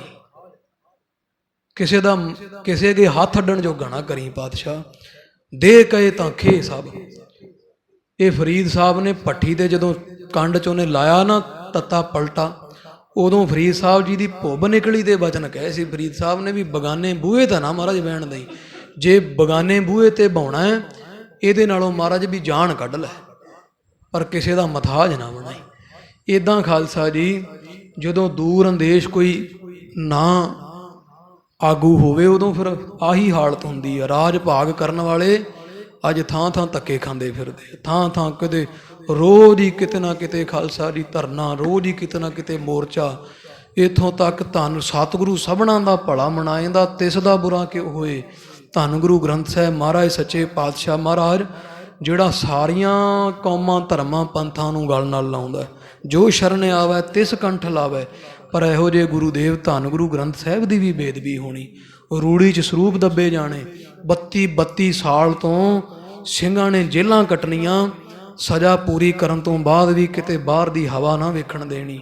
ਜਿਹੜੇ ਬਲਾਤਕਾਰੀ ਹੈ ਉਹਨਾਂ ਨੂੰ ਤੀਜੇ ਦਿਨ ਛੱਡਿਆ ਜਾਣਾ ਪਰੋਲਾਂ ਤੇ। ਇਹ ਛਾਤੀ ਤੇ ਦੀਵੇ ਵੱਲ ਨੇ। ਇਹ ਸਾਧ ਸੰਗਤ ਜੀ ਫਰੀਦਾ ਬਾਹਰ ਪਰਾਇਆ ਬੈਸਣਾ ਸਾਈਂ ਮੁਝੇ ਨਾ ਦੇ, ਜੇ ਤੂੰ ਇਹ ਵੈ ਰੱਖ ਸੀ ਜੀਓ ਸਰੀਰ ਹੋਲੇ। ਇਹ ਸਾਰੇ ਬੇੜੀਆਂ 'ਚ ਵੱਟੇ ਉਹਨਾਂ ਦੇ ਪਾਏ ਹੁੰਦੇ ਐ ਜਿਨ੍ਹਾਂ ਦੇ ਵਿੱਚ ਯੋਗਤਾ ਹੁੰਦੀ ਨਹੀਂ ਆਗੂ ਬਣਨ ਦੀ, ਪਰ ਭੱਜ ਕੇ ਗਾਂ ਹੁੰਦੇ ਜੀ ਸਾਨੂੰ ਅੱਗੇ ਲਾਓ, ਸਾਨੂੰ ਅੱਗੇ ਲਾਓ। ਚਾਹੀਦਾ ਇਹ ਹੈ ਖਾਲਸਾ ਜੀ ਜਿਹੜਾ ਕੰਮ ਜਿਹੜਾ ਕਰਨਾ ਜਾਣਦਾ, ਜੇ ਪੰਥ ਦਾ ਭਲਾ ਲੋਚਦੇ ਸਿੱਖ ਤਾਂ ਅੱਜ ਸੇਵਾਦਾਰ ਕੋਈ ਬਣ ਕੇ ਖੁਸ਼ ਨਹੀਂ, ਜਣੀ ਖਣੀ ਜਥੇਦਾਰ ਬਣਨ ਨੂੰ ਤਿਆਰ ਹੈ, ਹੱਥੀਂ ਕੋ ਕਰਕੇ ਖੁਸ਼ ਨਹੀਂ। ਜੇ ਪੰਥ ਦਾ ਭਲਾ ਚਾਹੁੰਦਾ ਹੈ ਕੋਈ ਤੇ ਚਾਹੀਦਾ ਇਹ ਹੈ ਵੀ ਆਪਦੇ ਮਨ 'ਚ ਝਾਤੀ ਮਾਰਨ, ਮਣਾ ਤੂੰ ਕੀ ਕੰਮ ਕਰ ਸਕਦਾ। ਜੇ ਘੋੜਿਆਂ ਦੀ ਲਿੱਦ ਸੁੱਟ ਸਕਦਾ ਤੇ ਫਿਰ ਮਹਾਰਾਜ ਮੈਨੂੰ ਲਿੱਦ ਦੀ ਸੇਵਾ ਹੀ ਦਿਓ, ਕਿਉਂਕਿ ਖਾਲਸਾ ਦੀ ਆਗੂ ਵਿੱਚ ਕੁਝ ਗੁਣ ਹੁੰਦੇ ਆ। ਜਦੋਂ ਗੁਣ ਹੋਣ ਨਾ ਤੇ ਬਿਨਾਂ ਗੁਣ ਤੋਂ ਹੀਣਾ ਮੰਦਾ ਅਵਗਣਿਆ ਰਿਹਾ ਮਾਨਸੈ ਭੜੋ ਨਾ ਕਹੇ, ਕੋਈ ਭੱਜ ਕੇ ਜਥੇਦਾਰ ਬਣਦੇ ਆ, ਫਿਰ ਉਹ ਮਾਫੀਆਂ ਵੀ ਦੇਣਗੇ, ਅਕਾਲ ਤਖਤ ਸਾਹਿਬ ਦੀ ਮਹਿਮਾ ਵੀ ਘਟਾਉਣਗੇ। ਮਾਫੀ ਦੇ ਦਿੱਤੀ ਫਿਰ ਵਾਪਸ ਲੈ ਲਈ, ਦੇ ਦਿੱਤੀ ਫਿਰ ਵਾਪਸ ਲੈ ਲਈ, ਤੇ ਉਹ ਮਹਾਰਾਜ ਸੱਚੇ ਪਾਤਸ਼ਾਹ ਦੇ ਸ੍ਰੀ ਅਕਾਲ ਤਖਤ ਸਾਹਿਬ ਦੇ ਹੁਕਮਨਾਮੇ ਦੀ ਕੀ ਹੈਸੀਅਤ ਰਹੇਗੀ ਬਈ ਸਿੱਖਾਂ ਦੇ। ਅਕਾਲ ਤਖਤ ਸਾਹਿਬ ਤੋਂ ਹੁਕਮਨਾਮਾ ਆਉਂਦਾ ਹੈ, ਸਿੱਖ ਕਹਿੰਦੇ ਭਾਈ ਆ ਹੁਕਮਨਾਮਾ ਸਾਹਿਬ ਹੈ ਅਕਾਲ ਤਖਤ ਸਾਹਿਬ ਦਾ। ਉਹ ਕਹਿੰਦੇ ਪਤਾ ਸਾਨੂੰ, ਇਹੋ ਹੀ ਹੁਕਮਨਾਮਾ ਸਾਹਿਬ ਘੱਲਿਆ ਜਿਨ੍ਹਾਂ ਨੇ ਕਦੇ ਬਲਾਤਕਾਰੀਆਂ ਨੂੰ ਉੱਥੋਂ ਮਾਫੀ ਦਿੱਤੀ, ਗੁਰੂ ਗ੍ਰੰਥ ਸਾਹਿਬ ਦੀ ਬੇਦਬੀ ਕਰਨ ਵਾਲਿਆਂ। ਕੀ ਮਹਾਰਾਜ ਗੁਰੂ ਹਰਗੋਬਿੰਦ ਸਾਹਿਬ ਦੇ ਹੁਕਮ ਸਾਹਿਬ ਦੀ ਕੀ ਇਹ ਹੈਸੀਅਤ ਰਹਿਣ ਦਿੱਤੀ? ਕਾਹਦੇ ਕਾਰਨ? ਵੀ ਆਗੂ ਵਾਲਾ ਗੁਣ ਹੈ ਨਹੀਂ ਸੀ ਤੇ ਬਸ ਜੁੱਤੀਆਂ ਝਾੜ ਝਾੜ ਕੇ ਤੇ ਅੱਗੇ ਲੱਗ ਗਏ। ਬਸ ਗੁਣ ਕੋਈ ਨਹੀਂ ਸੀ ਆਗੂ ਵਾਲਾ। ਜੇ ਗੁਣ ਹੁੰਦਾ ਤੇ ਅੱਜ ਖਾਲਸਾ ਦੀ ਆਹ ਹਾਲਤ ਨਾ ਹੁੰਦੀ, ਸਿੱਖ ਪੰਥ ਦੀ, ਮਹਾਰਾਜ ਦੀਆਂ ਬੇਦਬੀਆਂ ਨਾ ਹੁੰਦੀਆਂ। ਜੇ ਕੋਈ ਬੇਦਬੀ ਕਰ ਦਿੰਦਾ 295 ਲਾ ਕੇ 3 ਮਹੀਨਿਆਂ ਬਾਅਦ ਜ਼ਮਾਨਤ ਤੇ ਬਾਹਰ ਆ ਜਾਂਦਾ। ਬਾਹਰ ਆ ਕੇ ਫਿਰ ਉਹਨੂੰ 4-5 ਬਾਡੀਗਾਰਡ ਦੇ ਦਿੱਤੇ ਜਾਂਦੇ ਆ ਵੀ ਚੜਾਓ ਇਹਨਾਂ ਨੂੰ, ਜਾ ਕੇ ਪਤਾ ਲੱਗ ਵੀ ਜਿਹਨੇ ਤੁਹਾਡੇ ਪਿਓ ਦੀ ਪੱਗ ਲਾਈ ਅਸੀਂ 5-6 ਬੰਦੇ ਦਿੱਤੇ ਇਹਦੀ ਰਾਖੀ ਕਰਨ ਵਾਸਤੇ। ਕੀ ਕਰੂ ਕੋਈ? ਤੋ ਸਾਧ ਸੰਗਤ ਜੀ, ਦੂਰ ਅੰਦੇਸ਼ ਜਿਵੇਂ ਬਾਦਸ਼ਾਹ ਮਹਾਰਾਜਾ ਰਣਜੀਤ ਸਿੰਘ ਸਾਹਿਬ ਵਰਗੇ ਹੋਏ ਹੈ, ਕਿੰਨਾ ਲੰਮਾ ਸਮਾਂ ਰਾਜ ਪਾਗ। ਉਸ ਸਮੇਂ ਤਾਂ ਰਾਜ ਦਾ ਕੋਈ ਆਸ ਨਹੀਂ ਸੀ ਹੈ। ਇੰਨੇ ਸਿੱਖ ਸਿਆਣੇ ਸੀ ਖਾਲਸਾ ਜੀ 18ਵੀਂ ਸਦੀ ਦੇ ਵਿੱਚ ਵੀ ਇੰਨੇ ਸਹਿਜ ਗੁਰਮਤੇ ਨਾਲ ਬੁੱਢਾ ਦਲ, ਤਰਨਾ ਦਲ ਬਣਾ ਕੇ, ਫਿਰ ਹੋਰ ਛੋਟੀਆਂ ਛੋਟੀਆਂ ਜਥੇਬੰਦੀਆਂ ਬਣਾ ਕੇ ਗੁਰਿੱਲਾ ਯੁੱਧ ਲੜ ਕੇ ਜਦੋਂ ਸਿੱਖਾਂ ਦੇ ਮੁੱਲ ਦਾ, ਸਿਰ ਦਾ ਮੁੱਲ 80-80 ਰੁਪਈਏ ਪੈਂਦਾ ਰਿਹਾ। ਇੰਨੇ ਸਿਆਣੇ ਸਿੱਖ ਸਨ। ਉਹਨਾਂ ਨੇ ਖਾਲਸਾ ਜੀ ਘੋੜਿਆਂ ਦੀਆਂ ਕਾਠੀਆਂ ਤੇ ਬਹਿ ਕੇ ਛੋਲੇ ਖਾ ਕੇ ਤੇ ਐਡਾ ਵੱਡਾ ਰਾਜ ਭਾਗ ਕਾਇਮ ਕੀਤਾ ਸੀ ਜਿਹਦੇ ਝੰਡੇ ਕਾਬਲ ਤੋਂ ਕਸ਼ਮੀਰ ਤੱਕ ਝੁਲਦੇ ਸਨ, ਕੰਧਾਰ ਤੱਕ ਝੁਲਦੇ ਸਨ। ਐਡਾ ਰਾਜ ਪੈਦਾ ਕਰ ਗਏ, ਸਿਆਣੇ ਆਗੂ ਸਨਗੇ ਉਹ। ਜਿਵੇਂ ਉਹ 1947 ਦੀ ਵੰਡ ਤੋਂ ਪਹਿਲਾਂ ਨਾ ਸਰਦਾਰ ਕਪੂਰ ਸਿੰਘ ਜੀ ਕਹਿੰਦੇ ਅਸੀਂ ਕੈਂਬਰਿਜ ਵਿੱਚ ਪੜ੍ਹਦੇ ਸਾਂ ਬਾਹਰ ਵਿਦੇਸ਼, ਉੱਥੇ 3-4 ਸਾਰੇ ਧਰਮਾਂ ਦੇ ਹਿੰਦੂ ਵੀ ਬੈਠੇ, ਮੁਸਲਮਾਨ ਇਕੱਠੇ ਹੀ ਪੜ੍ਹਦੇ ਸਾਂ ਦੇ ਅਸੀਂ।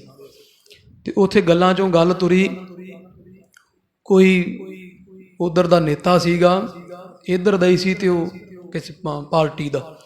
ਉਹ ਕਹਿੰਦਾ ਜੀ ਆਖੇ ਸਮਾਂ ਆਇਆ ਤੇ ਗੱਲਾਂ ਕਰਦੇ ਕਰਦੇ ਕਹਿੰਦੇ ਜੇ ਸਮਾਂ ਆਇਆ ਤੇ ਸਾਡੇ ਸਿੱਖ ਭਰਾ ਹੈ ਤੇ ਸਾਡੇ ਸਿੱਖ ਭਾਈ ਨੇ ਸਾਡਾ ਇੱਦਾਂ ਖਿਆਲ ਰੱਖਣਗੇ।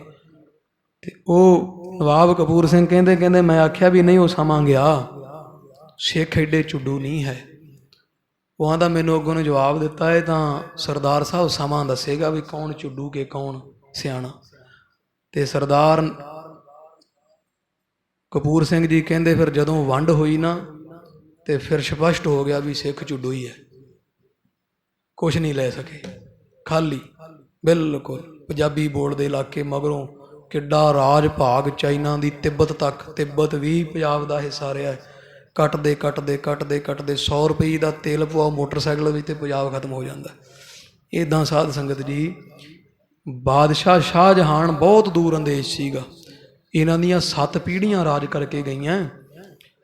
ਉਹਨਾਂ ਵਾਸਤੇ ਆ ਚੰਗਾ, ਚਲੋ ਆਪਣੇ ਵਾਸਤੇ ਮੈਂ ਇਹ ਨਾ ਮੁੜ ਕੇ ਕਹਿਣਾ ਦੇਖੋ ਜੀ ਉਹਨਾਂ ਦੀ ਸਿਫਤ ਕਰਦਾ। ਮੈਂ ਤਾਂ ਦੱਸ ਰਿਹਾ ਵੀ ਰਾਜ ਭਾਗ ਜਿਹੜੇ ਕਰਦੇ ਕਿਵੇਂ ਕਾਇਮ ਕਰਦੇ ਆ। ਬਾਬਰ ਬੱਕਰੀਆਂ ਚਾਰਦਾ ਸੀ, ਔਰੰਗਜ਼ੇਬ ਕਾ ਵਡੇਰਾ ਬੱਕਰੀਆਂ ਚਾਰਦਾ ਹੁੰਦਾ ਸੀ, ਭੇਡਾਂ ਚਾਰਦੇ ਰਹੇ ਬਾਬਰ ਕੇ। ਚਵਗੱਤੇ ਸੀ ਇਹਨਾਂ ਦੀ, ਚਵਗੱਤਾ ਗੋਤ।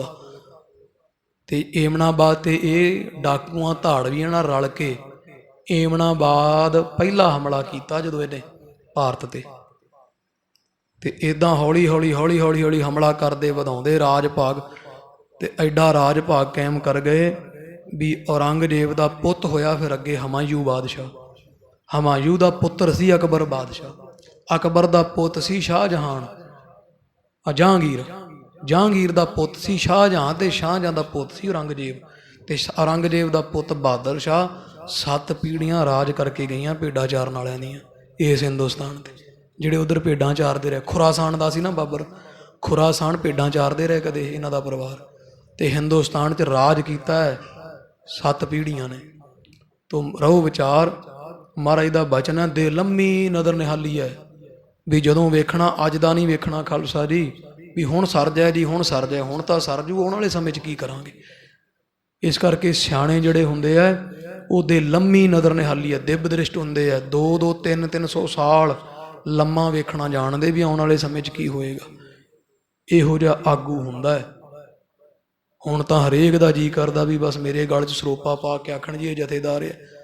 ਇਸ ਤਰ੍ਹਾਂ ਦੇ ਨਹੀਂ ਖਾਲਸਾ ਜੀ। ਨਵਾਬ ਕਪੂਰ ਸਿੰਘ ਲਿੱਦ ਸੁੱਟਦੇ ਸੀ, ਲਿੱਦ ਘੋੜਿਆਂ ਦੀ। ਤੇ ਜਦੋਂ ਨਵਾਬੀ ਆਈ ਸਰਕਾਰ ਵੱਲੋਂ ਤੇ ਪਹਿਲੇ ਜਥੇਦਾਰ ਬੁੱਢਾ ਦਲ ਦੇ ਫਿਰ ਬਣੇ। ਤੇ ਵੇਖੋ ਕਿੱਡਾ ਰਾਜ ਭਾਗ ਕਾਇਮ ਕੀਤਾ ਹੈ। ਸੱਚੇ ਪਾਤਸ਼ਾਹ ਮਹਾਰਾਜ ਭਲੀ ਕਰਨ। ਰਹੋ ਵਿਚਾਰ। ਤੋ ਸ਼ਾਹਜਹਾਨ ਕਹਿੰਦਾ ਵੀ ਜਦੋਂ ਫੌਜ ਦੀ ਨੌਕਰੀ ਦੀ ਤਨਖਾਹ ਘਟਾਏਗਾ ਇਹਨਾਂ ਦੇ ਬੱਚੇ ਦਿਹਾੜੀਆਂ ਕਰਨਗੇ। ਜਦੋਂ ਮੰਗਣ ਲੱਗ ਪੈਂਦਾ ਫਿਰ ਮੰਗਤੇ ਦੀ ਜ਼ਮੀਰ ਨਹੀਂ ਹੁੰਦੀ ਕੋਈ, ਕਿਉਂਕਿ ਹੱਥ ਅੱਡਣਾ ਪੈਂਦਾ। ਦੇ ਕਹੇ ਤਾਂ ਖੇ ਸਭ। ਜਦੋਂ ਇਹਨਾਂ ਦੇ ਬੱਚੇ ਮੰਗਣਗੇ ਜ਼ਮੀਰ ਖਤਮ ਹੋ ਜਾਊ। ਬਾਅਦ ਚ ਜਦੋਂ ਇਹਨਾਂ ਨੂੰ ਤੂੰ ਆਪਦੀ ਫੌਜ 'ਚ ਭਰਤੀ ਕਰੇਗਾ, ਪੁੱਤ ਔਰੰਗਜ਼ੇਬ, ਬੇਜ਼ਮੀਰੇ ਲੋਕ ਅੱਗੇ ਹੋ ਕੇ ਲੜਦੇ ਨਹੀਂ ਹੁੰਦੇ, ਆਪਦਾ ਹਿੱਤ ਵੇਂਦੇ ਐ। ਇਹਨਾਂ ਨੇ ਤੇਰੀ ਫੌਜ ਵਿੱਚ ਲੜੇ ਨੇ, ਅੱਜ ਤੋਂ 20 ਸਾਲ ਬਾਅਦ ਤੇਰੀ ਫੌਜ ਬਿਲਕੁਲ ਖਤਮ ਹੋ ਜਾਏਗੀ ਜੇ ਤੂੰ ਇਹਨਾਂ ਦੇ ਪਰਿਵਾਰਾਂ ਦੀਆਂ ਤਨਖਾਹਾਂ ਦਾ ਖਿਆਲ ਨਾ ਰੱਖਿਆ ਤਾਂ। ਹਮ ਅਬ ਆਪਣੇ ਰਾਜ ਮਝਾਰੀ। ਤੇ ਹੁਣ ਆਪਾਂ ਆਪਦਾ ਰਾਜ ਭਾਗ ਕਰ ਰਹੇ ਹਾਂ। ਤੂੰ ਸਾਡੀ ਪੀੜ੍ਹੀ ਚੋਂ, ਬਾਬਰ ਦੀ ਪੀੜ੍ਹੀ ਚੋਂ 6ਵੇਂ ਥਾਂ ਦਾ ਬਾਦਸ਼ਾਹ ਬਣਿਆ ਹੈ। ਦੇ ਹਿੰਦੁਨ ਕੋ ਧਰਮ ਬਿਗਾਰੀ। ਜੇ ਹੁਣ ਆਪਾਂ ਹਿੰਦੂਆਂ ਦਾ ਧਰਮ ਵਿਗਾੜਾਂਗੇ, ਹਿੰਦੂਆਂ ਦੇ ਧਰਮ ਢਾਹ ਕੇ ਮੰਦਰਾਂ ਨੂੰ ਤੇ ਮਸੀਤਾਂ ਬਣਾ ਦੇਵਾਂਗੇ, ਸਮੈ ਪਾਏ ਹੋਏ ਹਿੰਦੂ ਰਾਜੇ। ਤੇ ਸਮਾਂ ਪਾ ਕੇ ਜੇ ਕਿਤੇ ਹਿੰਦੂਆਂ ਦੇ ਹੱਥ ਵਿੱਚ ਰਾਜ ਆ ਗਿਆ ਤਾਂ ਕਰਹਿ ਸੋ ਤੁਰਕਨ ਸੰਗ ਕੁਕਾਜੇ। ਤੇ ਇਹ ਫਿਰ ਮਸੀਤਾਂ ਢਾਹ ਕੇ ਮੰਦਰ ਬਣਾਉਣਗੇ। ਹੋਇਆ ਨਹੀਂ ਹੋਇਆ? ਇਹ ਬਾਦਸ਼ਾਹ ਸ਼ਾਹਜਹਾਨ ਨੇ ਗੁਰੂ ਕਲਗੀਧਰ ਸਾਹਿਬ ਵੇਲੇ ਦੀ ਗੱਲ ਸਮਝਾਈ ਸੀ ਔਰੰਗੇ ਨੂੰ, ਤੇ ਹੁਣ ਢਾਹ ਕੇ ਮਸੀਤਾਂ ਮੰਦਰ ਬਣੇ ਕਿ ਨਹੀਂ ਬਣੇ? ਇਹ ਬਾਦਸ਼ਾਹ ਐਡਾ ਦੂਰ ਅੰਦੇਸ਼ ਸੀ ਸ਼ਾਹਜਹਾਨ। ਕਹਿੰਦਾ ਪੁੱਤਰ, ਜੇ ਮੰਦਰ ਢਾਹ ਕੇ ਮਸੀਤਾਂ ਬਣਾਏਗਾ, ਜਦੋਂ ਇਹਨਾਂ ਦੇ ਹੱਥ ਰਾਜ ਆਇਆ, ਇਹ ਮਸੀਤਾਂ ਢਾਹ ਕੇ ਮੰਦਰ ਬਣਾਉਣਗੇ, ਬੜਾ ਭਾਰੀ ਕਤਲੋਗਾਰਤ ਹੋਏਗਾ। ਤਾਨੇ ਸਾਹੇ ਬਨਿਓ ਜੇ ਰਹਾ। ਤੇ ਤੀਜੀ ਗੱਲ ਤੈਨੂੰ ਸਮਝਾਉਣੇ ਆ, ਜਿਹੜਾ ਤਾਨੇ ਸ਼ਾਹ ਨਾਮ ਦਾ ਇਧਰ ਜਿਹੜਾ ਹੈ ਨਾ ਗੋਲਕੰਡਾ ਰਿਆਸਤ ਦਾ ਜਿਹੜਾ ਰਾਜਾ ਬਣਿਆ ਹੋਇਆ ਹੈ, ਸ਼ਾਹਨ ਸ਼ਾਹ ਹਮ ਹੈ ਸਭ ਕਹਾਂ। ਤੇ ਤੂੰ ਉਹਦੇ ਨਾਲ ਇਦਾਂ ਹੀ ਰਹਿਣਾ, ਉਹਦੇ ਨਾਲ ਬਣਿਆ ਰਹਿਣਾ। ਜੇ ਬਣੇ ਰਵਾਂਗੇ ਉਹਦੇ ਨਾਲ ਬਣਾ ਕੇ ਰੱਖਣੀ ਹੈ, ਬਗਾਵਤ ਨਹੀਂ ਕਰਨੀ, ਉਹਦੇ ਨਾਲ ਝਗੜਾ ਨਹੀਂ ਕਰਨਾ। ਆਪਾਂ ਨੂੰ ਬਾਦਸ਼ਾਹ ਸ਼ਾਹਨ ਸ਼ਾਹ ਸਾਰੇ ਸੰਸਾਰ ਵਾਲੇ ਆਖਣਗੇ। ਇੱਕ ਗੁਣ ਇਹ ਦੂਸਰ ਸੁਨ ਕਾਨ। ਇਹ ਗੁਣ ਹੈ ਤੈਨੂੰ ਦੱਸਿਆ ਹੋਇਆ, ਦੂਜਾ ਗੁਣ ਤੈਨੂੰ ਦੱਸਦੇ ਆ ਭਾਈ, ਕੰਨ ਲਾ ਕੇ ਸੁਣ ਲੈਣਾ ਕਰ। ਜੋ ਦੱਖਣ ਕੋ ਦੇਸ਼ ਮਹਾਨ। ਜਿਹੜਾ ਦੱਖਣ ਦਾ ਦੇਸ਼ ਹੈ, ਜਿੱਥੇ ਬੜਾ ਭਾਰੀ ਜਿਹੜਾ ਰਾਜ ਭਾਗ ਤਾਨੇ ਸ਼ਾਹ ਵਰਗੇ ਕਰ ਰਹੇ ਐ, ਤਿਤ ਹੀ ਰੋਕ ਰਖ ਹੈ ਦਲ ਸਾਰੇ। ਉਹ ਦਲ ਉੱਥੇ ਹੀ ਰੋਕ ਛੱਡ, ਗਾਂ ਨਹੀਂ। ਹੁਣ ਵੀ ਭਾਵ ਹੱਦਬੰਦੀ ਕਰ ਦੇ, ਤੇ ਨਾ ਤੂੰ ਉਹਨਾਂ ਦੇ ਦੇਸ਼ ਵਿੱਚ ਜਾਣਾ ਤੇ ਨਾ ਉਹ ਤੇਰੇ ਦੇਸ਼ ਵਿੱਚ ਆਉਣਗੇ। ਹਮ ਸੋ ਪਰਹ ਨ ਜੰਗ ਅਖਾਰੇ। ਵੀ ਫੌਜਾਂ ਲਾ ਦੇ ਪਰ ਜੰਗ ਨਹੀਂ ਕਰਨਾ, ਨਾ ਉਹ ਤੇਰੇ ਨਾਲ ਜੰਗ ਕਰਨਗੇ, ਤੂੰ ਉਹਨਾਂ ਦੇ ਦੇਸ਼ 'ਚ ਨਾ ਵੜੋ, ਤੇਰੇ 'ਚ ਨਹੀਂ ਵੜਦੇ। ਹੱਦਬੰਦੀ ਕਰ ਦੇ, ਪਰ ਦੱਖਣ ਵਾਲੇ ਪਾਸੇ ਤੂੰ ਉਹਨਾਂ ਦੇ ਨਾਲ ਕੋਈ ਜੰਗ ਯੁੱਧ ਨਹੀਂ ਕਰਨਾ ਹੈ। ਇਤੇ ਆਦਿਕ ਜੇ ਨੀਤ ਬਤਾਈ। ਇਹ ਨੀਤੀ ਹੈ ਪੁੱਤਰ ਔਰੰਗਜ਼ੇਬ, ਜਿਹੜੀ ਤੇਰਾ ਪਿਓ ਸਾਰੀ ਉਮਰ ਰਾਜ ਭਾਗ ਕਰਕੇ ਤੈਨੂੰ ਦੱਸ ਰਿਹਾ ਹੈ। ਇਹ ਨੀਤੀ ਜੇ ਮੇਰੀ ਗੱਲ ਮੰਨ ਲਵੇਂਗਾ, ਕਹੇ ਦੋਸ਼ ਗੁਣ ਤਿਨ ਸਮੁਦਾਈ। ਤੇ ਤੇਰਾ ਭਲਾ ਹੋਏਗਾ, ਨਹੀਂ ਤਾਂ ਦੋਸ਼ ਤੈਨੂੰ ਦੱਸ ਦਿੱਤਾ ਹੈ। ਜੇ ਸਾਡਾ ਬਚਨ ਨਾ ਮੰਨਿਆ ਤੇ ਔਖਾ ਹੋਏਗਾ, ਰਾਜ ਭਾਗ ਵਿੱਚ ਬੜਾ ਭਾਰੀ ਰੌਲਾ ਪੈ ਜਾਣਾ ਹੈ। ਤਉ ਨ ਮੂਰਖ ਨੇ ਮਨ ਮਾਨੇ। ਇਸ ਕਰਕੇ ਉਹ ਸਿੱਖ ਦਿੱਲੀ ਦੀ ਸੰਗਤ ਕਹਿੰਦੀ, ਹੇ ਗੁਰੂ ਕਲਗੀਧਰ ਸਾਹਿਬ ਜੀ, ਬਾਦਸ਼ਾਹ ਸ਼ਾਹਜਹਾਨ ਨੇ ਸਮਝਾਇਆ ਸੀ ਔਰੰਗੇ ਨੂੰ, ਪਰ ਇਹ ਮੂਰਖ ਔਰੰਗੇ ਨੇ ਫਿਰ ਵੀ ਆਪਦੇ ਮਰਨ ਵਾਲੇ ਪਿਓ ਦੇ ਬਚਨ ਨਹੀਂ ਮੰਨੇ ਸਨ। ਪਦਰ ਕਹੇ ਉਲਟੇ ਸਭ ਠਾਨੇ। ਸਗੋਂ ਜਿਹੜਾ ਕੁਝ ਇਹਦੇ ਪਿਓ ਨੇ ਸਮਝਾਇਆ, ਇਹ ਮੋਟੀ ਮੱਤ ਦਾ ਔਰੰਗਜ਼ੇਬ ਉਦੋਂ ਉਲਟ ਭੁਗਤਿਆ, ਉਲਟ ਵਰਤਿਆ ਹੈ ਸੀ। ਹੁਤੇ ਰਜਤਪਨ 100 ਦਰਮਾਹਾ। ਉਲਟੇ ਵਰਤਿਆ ਵੀ ਸ਼ਾਹਜਹਾਨ ਦੇ ਵੇਲੇ 100 ਰੁਪਈਆ 1 ਮਹੀਨੇ ਦੀ ਤਨਖਾਹ ਸੀਗੀ। 100 ਰੁਪਈਆ 1 ਮਹੀਨੇ ਦੀ ਤਨਖਾਹ ਇੱਕ ਸਧਾਰਨ ਫੌਜੀ ਦੀ ਹੈ ਸੀ। ਤਬ ਤੇ 60 ਦੇਨ ਲਗਤਾਹਾ। ਇਹਨੇ ਫੌਜ ਦੀ ਤਨਖਾਹ ਘਟਾ ਕੇ 100 ਤੋਂ 60 ਰੁਪਈਏ ਕਰ ਦਿੱਤੀ ਸੀ। ਹਿੰਦ ਧਰਮ ਬਹੁ ਨਰ ਨ ਬਿਗਾਰਾ। ਤੇ ਹਿੰਦੂਆਂ ਦੇ ਧਰਮ 'ਚ ਦਖਲ ਦਿੱਤਾ। 1100 ਮੰਦਰ ਕੱਲੇ ਜੈਪੁਰ ਵਿੱਚ ਢਾਇਆ ਸੀ। ਮਹਾ ਮੂੜ ਨੇ ਕੁਛ ਨਾ ਵਿਚਾਰਾ। ਇਹਨੇ ਆਪਦੇ ਪਿਓ ਦੀ ਇੱਕ ਵੀ ਗੱਲ ਕਹੀ ਹੋਈ ਪੱਲੇ ਨਹੀਂ ਬੰਨੀ, ਤੇ ਉਲਟਾ ਸਾਰੇ ਕੰਮ ਪੁੱਠੇ ਕੀਤੇ ਸਨ। ਸਤਿਗੁਰ ਕਾਰਨ ਤੇ ਪਛਤਾਤੀ। ਤੇ ਫਿਰ ਧੰਨ ਗੁਰੂ ਤੇਗ ਬਹਾਦਰ ਸਾਹਿਬ ਮਹਾਰਾਜ ਸੱਚੇ ਪਾਤਸ਼ਾਹ ਜੀ ਨੂੰ ਸ਼ਹੀਦ ਕੀਤਾ ਹੈ। ਇਹ ਸਭ ਤੋਂ ਵੱਡੀ ਗਲਤੀ ਤੇ ਸਭ ਤੋਂ ਵੱਡੀ ਭੁੱਲ ਹੈ ਔਰੰਗਜ਼ੇਬ ਬਾਦਸ਼ਾਹ ਦੀ। ਪੁਰਮ ਨਹ ਸੁਪਤਿਓ ਕਿਸ ਰਾਤੀ। ਜਿਸ ਦਿਨ ਤੋਂ ਗੁਰੂ ਤੇਗ ਬਹਾਦਰ ਸਾਹਿਬ ਨੂੰ ਸ਼ਹੀਦ ਕੀਤਾ ਹੈ, ਉਸ ਦਿਨ ਤੋਂ ਦਿੱਲੀ ਵਿੱਚ ਨਹੀਂ ਸੌਂ ਸਕਿਆ, ਬਾਹਰ ਹੀ ਭਗੌੜਾ ਰਹਿੰਦਾ ਹੈ। ਏਕ ਪੀਰ ਇੱਕ ਦਿਨ ਚੱਲ ਆਇਓ। ਤੇ ਏਦਾਂ ਮਹਾਰਾਜ ਹੋਰ ਸੁਣੋ, ਇੱਕ ਦਿਨ ਦੀ ਗੱਲ ਹੈ, ਇੱਕ ਪੀਰ ਸੀਗਾ ਔਰੰਗਜ਼ੇਬ ਬਾਦਸ਼ਾਹ ਦਾ, ਬੜਾ ਪ੍ਰੇਮੀ ਸੀ, ਤੇ ਇੱਕ ਪੀਰ ਚੱਲ ਕੇ ਬਾਦਸ਼ਾਹ ਦੇ ਕੋਲ ਆਇਆ ਜੀ। ਉਤਰਿਓ ਵਹਿਰ ਤਾਹੇ ਸੁਨ ਪਾਇਓ। ਉਹ ਦਿੱਲੀ ਦੇ ਬਾਹਰ-ਬਾਹਰ ਇੱਕ ਬੜਾ ਪੁੱਜਿਆ ਹੋਇਆ ਪੀਰ ਆਇਆ, ਉਹ ਬਾਹਰ-ਬਾਹਰ ਉਤਰਿਆ, ਡੇਰਾ ਲਾਇਆ ਹੈ। ਮਿਲਨੇ ਹੇਤ ਨੂੰ ਰੰਗਾ ਗਇਓ। ਤੇ ਔਰੰਗਜ਼ੇਬ ਇੱਕ ਦਿਨ ਉਸ ਪੀਰ ਨੂੰ ਖਾਸ ਮਿਲਣ ਵਾਸਤੇ ਉਹਦੀ ਥਾਂ ਤੇ ਪਹੁੰਚਿਆ ਜੀ। ਇਕ ਰਕੇਬ ਮੋਹਰਨ ਭਰ ਲਿਓ, ਇੱਕ ਥਾਲ ਸੋਨੇ ਦੀਆਂ ਮੋਹਰਾਂ ਦਾ ਭਰ ਕੇ, ਦੁਤੀਏ ਬਿਖੈ ਜਵਾਹਰ ਪਾਏ, ਤੇ ਦੂਜੇ ਥਾਲ ਵਿੱਚ ਹੀਰੇ ਮੋਤੀ ਜਵਾਹਰਾਤ ਪਾ ਕਰਕੇ ਪੀਰ ਅਗਾਰੀ ਧਰੇ ਬਣਾਏ। ਔਰੰਗਜ਼ੇਬ ਗਿਆ। ਇਹ ਸਿੱਖ ਦੱਸਦੇ ਪਏ ਦਿੱਲੀ ਦੇ ਗੁਰੂ ਕਲਗੀਧਰ ਸਾਹਿਬ ਨੂੰ, ਮਹਾਰਾਜ ਉਹ ਪੀਰ ਦੇ ਦਰਸ਼ਨ ਕਰਨ ਵਾਸਤੇ ਔਰੰਗਜ਼ੇਬ ਬਾਦਸ਼ਾਹ ਲੈ ਕੇ 2 ਥਾਲ ਹੀਰੇ ਤੇ ਮੋਤੀਆਂ ਦੇ ਪਹੁੰਚਿਆ ਜੀ। ਕਰ ਸਲਾਮ ਬੈਠਿਓ ਤਿਸ ਪਾਸ, ਉਹ ਪੀਰ ਦੇ ਅੱਗੇ ਭੇਟਾ ਰੱਖ ਕੇ ਸਲਾਮ ਕੀਤੀ ਤੇ ਬਾਦਸ਼ਾਹ ਕੋਲ ਬਹਿ ਗਿਆ। ਕਰਿਓ ਬਤਾਵਨ ਆਪਣੋ ਤਰਾਸ, ਤਾਂ ਔਰੰਗੇ ਨੇ ਆਪਦੇ ਮਨ ਦਾ ਜਿਹੜਾ ਡਰ ਸੀ ਉਹ ਪੀਰ ਦੇ ਅੱਗੇ ਹੱਥ ਜੋੜ ਕੇ ਬੇਨਤੀ ਕੀਤਾ ਜੀ। ਇਸ ਮਹਿ ਅੰਤਰ ਜਾਏ ਨਾ ਸੋਇਓ, ਆਖਿਆ ਹੈ ਪੀਰ ਜੀ, ਮੈਂ ਨਾ ਰਾਤ ਨੂੰ ਘਰ ਨਹੀਂ ਸੌ ਸਕਦਾ, ਵੀ ਰਾਤ ਦੇ ਸਮੇਂ ਮੈਨੂੰ ਘਰ ਵਿੱਚ ਰਹਿੰਦਿਆਂ ਬੜਾ ਭਾਰੀ ਡਰ ਲੱਗਦਾ ਹੈ। ਤੁਮ ਬਿਨ ਅਪਰ ਨਾ ਪਾਸ ਬੁਗੋਇਓ, ਤੇ ਇਹ ਗੱਲ ਮੈਂ ਇਕੱਲੇ ਤੁਹਾਨੂੰ ਦੱਸੀ, ਮੈਂ ਕਿਸੇ ਹੋਰ ਨੂੰ ਦੱਸੀ ਨਹੀਂ ਵੀ ਮੇਰਾ ਮਜ਼ਾਕ ਉੱਡੇਗਾ ਵੀ ਔਰੰਗ ਬਾਦਸ਼ਾਹ ਵੀ ਡਰਿਆ ਫਿਰਦਾ। ਇਸ ਕਰਕੇ ਇਹ ਪੀਰ ਜੀ ਮੈਂ ਤੁਹਾਡੇ ਕੋਲ ਦੱਸ ਰਿਹਾ, ਅੱਜ ਤੱਕ ਮੈਂ ਗੱਲ ਕਿਸੇ ਨੂੰ ਦੱਸੀ ਨਹੀਂ ਹੈ। ਇਸ ਕੋ ਹੋਏ ਉਪਚਾਰ ਕੇ ਨਾਹੀ, ਮੈਂ ਤੁਹਾਡੇ ਕੋਲ ਤਾਂ ਆਇਆ ਵੀ ਕੀ ਮੇਰੇ ਡਰ ਦਾ ਹੱਲ ਹੋ ਸਕਦਾ ਹੈ, ਜਿਹੜਾ ਮੈਨੂੰ ਡਰ ਪਿਆ ਹੋਇਆ ਹੈ। ਕੀ ਬਹੇ ਪੀਰ ਜੀ ਤੁਸੀਂ ਮੇਰੇ ਡਰ ਦਾ ਹੱਲ ਕਰ ਸਕਦੇ ਹੋ ਤਾਂ ਜ਼ਰੂਰ ਦੱਸੋ ਜੀ। ਜਿਸ ਤੇ ਬਸਨ ਬਨ ਹੈ ਪੁਰ ਮਾਹੀ, ਜਿਸ ਕਰਕੇ ਇਹ ਮਹਾਰਾਜ ਮੈਂ ਆਪਦੇ ਘਰ ਰਹਿ ਸਕਾਂ, ਮੈਨੂੰ ਡਰ ਨਾ ਲੱਗੇ, ਮੈਂ ਆਪਦੇ ਆਰਾਮਗਾਹ ਮਹਿਲ ਵਿੱਚ ਰਾਤ ਨੂੰ ਸੋਇਆ ਕਰਾਂ। ਤੁਮ ਤੇ ਸਿਆਨੋ ਅਪਰ ਨਾ ਕੋਈ, ਕਿਉਂਕਿ ਇਹ ਪੀਰ ਜੀ ਮੈਂ ਤੁਹਾਡੇ ਤੋਂ ਸਿਆਣਾ ਹੋਰ ਕੋਈ ਨਹੀਂ ਜਾਣਿਆ ਹੈ। ਜਥਾ ਜੋਗ ਭਾਖੋ ਜਿਮ ਹੋਈ, ਤੇ ਆਪ ਜੀ ਕਿਰਪਾ ਕਰੋ ਮੈਨੂੰ ਦੱਸੋ ਵੀ ਮੇਰੇ ਡਰ ਦਾ ਹੱਲ ਹੈ, ਕੋਈ ਇਹੋ ਜਿਹਾ ਹੱਲ ਹੈ ਜਿਹਦੇ ਨਾਲ ਮੈਨੂੰ ਡਰ ਨਾ ਆਇਆ ਕਰੇ ਜੀ। ਸੁਨਤ ਪੀਰ ਨੇ ਭਲੇ ਵਿਚਾਰਾ, ਏਦਾਂ ਸੰਗਤ ਜੀ ਸੁਣ ਕੇ ਨਾ ਗੁਰੂ ਕਲਗੀਧਰ ਸਾਹਿਬ ਨੂੰ ਸਿੱਖ ਕਹਿੰਦੇ ਮਹਾਰਾਜ ਪੀਰ ਨੇ ਸੁਣ ਕੇ ਔਰੰਗਜ਼ੇਬ ਬਾਦਸ਼ਾਹ ਤੋਂ ਤੇ ਵਿਚਾਰ ਕੇ ਫਿਰ ਪੀਰ ਨੇ ਇਸ ਔਰੰਗਜ਼ੇਬ ਬਾਦਸ਼ਾਹ ਨੂੰ ਦੱਸਣਾ ਕੀਤਾ ਹੈ। ਨੇਤਰ ਮੂੰਦ ਕੌਤਕ ਪਿਖ ਸਾਰਾ, ਉਹਨੇ ਪੀਰ ਪੁੱਜਿਆ ਹੋਇਆ ਸੀ, ਉਹਨੇ ਅੱਖਾਂ ਬੰਦ ਕਰ ਲਈਆਂ। ਅੱਖਾਂ ਬੰਦ ਕਰਕੇ ਉਹਨੇ ਫਿਰ ਸਾਰਾ ਔਰੰਗਜ਼ੇਬ ਦਾ ਕੌਤਕ ਵੇਖਿਆ ਹੈ। ਮਤੀ ਦਾਸ ਜਿਨ ਬਿਘਨ ਪਸਾਰਾ, ਤੇ ਬੋਲਿਆ ਉਹ ਪੀਰ ਕਹਿੰਦਾ ਵੀ ਮਤੀ ਦਾਸ ਨਾਮ ਦਾ ਤੂੰ ਸਿੱਖ ਸ਼ਹੀਦ ਕੀਤਾ ਕੋਈ? ਤੇ ਔਰੰਗਾ ਕਹਿੰਦਾ ਮਹਾਰਾਜ ਹਾਂ, ਗੁਰੂ ਤੇਗ ਬਹਾਦਰ ਸਾਹਿਬ ਤੋਂ ਪਹਿਲਾਂ ਮੈਂ ਇੱਕ ਸਿੱਖ ਸ਼ਹੀਦ ਕੀਤਾ, ਫੱਟੇ 'ਚ ਬੰਨ੍ਹ ਕੇ ਆਰਾ ਚਲਾਇਆ ਸੀ ਉਹਦੇ ਸੀਸ ਤੇ 2 ਫਾੜ ਕੀਤਾ, ਉਹਦਾ ਨਾਮ ਮਤੀ ਦਾਸ ਦੱਸਦੇ। ਤਾਂ ਇਹ ਪੀਰ ਕਹਿੰਦਾ ਜਿਹੜਾ ਮਤੀ ਦਾਸ ਨਾਮ ਦਾ ਤੂੰ ਸਿੱਖ ਸ਼ਹੀਦ ਕੀਤਾ ਹੈ, ਜੋ ਕੁਝ ਤੇਰੇ ਨਾਲ ਹੋ ਰਿਹਾ ਉਹ ਸਾਰਾ ਕੁਝ ਮਤੀ ਦਾਸ ਕਰ ਰਿਹਾ ਹੈ। ਪੁਨ ਨਿਜ ਅਜਮਤ ਓਜ ਨਿਹਾਰਾ, ਪਹਿਲਾਂ ਮੈਂ ਵੇਖਿਆ ਮਤੀ ਦਾਸ ਹੈ, ਮਤੀ ਦਾਸ ਸ਼ਹੀਦ ਹੋਣ ਤੋਂ ਬਾਅਦ ਤੇਰੇ ਨਾਲ ਸਾਰਾ ਕੁਝ ਕਰਵਾ ਰਿਹਾ, ਛਾਤੀ ਤੇ ਚੜ ਜਾਂਦਾ ਰਾਤ ਨੂੰ ਆ ਕੇ ਤੇਰੀ ਤੇ ਫਿਰ ਮੈਂ ਇਹ ਵੀ ਵੇਖਿਆ ਨੇਤਰ ਬੰਦ ਕਰਕੇ ਵੀ ਕੀ ਮਤੀ ਦਾਸ ਨੂੰ ਰੋਕਣ ਦਾ ਕੋਈ ਹੱਲ ਹੋਵੇ ਤਾਂ। ਸੰਗ ਨਰੰਗੇ ਸਕਲ ਬਤਾਈ, ਤੇ ਔਰੰਗਜ਼ੇਬ ਬਾਦਸ਼ਾਹ ਮੈਂ ਤੈਨੂੰ ਸਾਰੀ ਗੱਲ ਦੱਸ ਦਿੰਦਾ ਹਾਂ। ਇਸ ਕੋ ਅਬ ਕਿਛ ਹੋਇਆ ਨਾ ਉਪਾਈ, ਵੀ ਮੈਂ ਵੇਖ ਲਿਆ ਹੈ ਮਤੀ ਦਾਸ ਨੂੰ ਰੋਕਣ ਦਾ ਕੋਈ ਢੰਗ ਨਹੀਂ।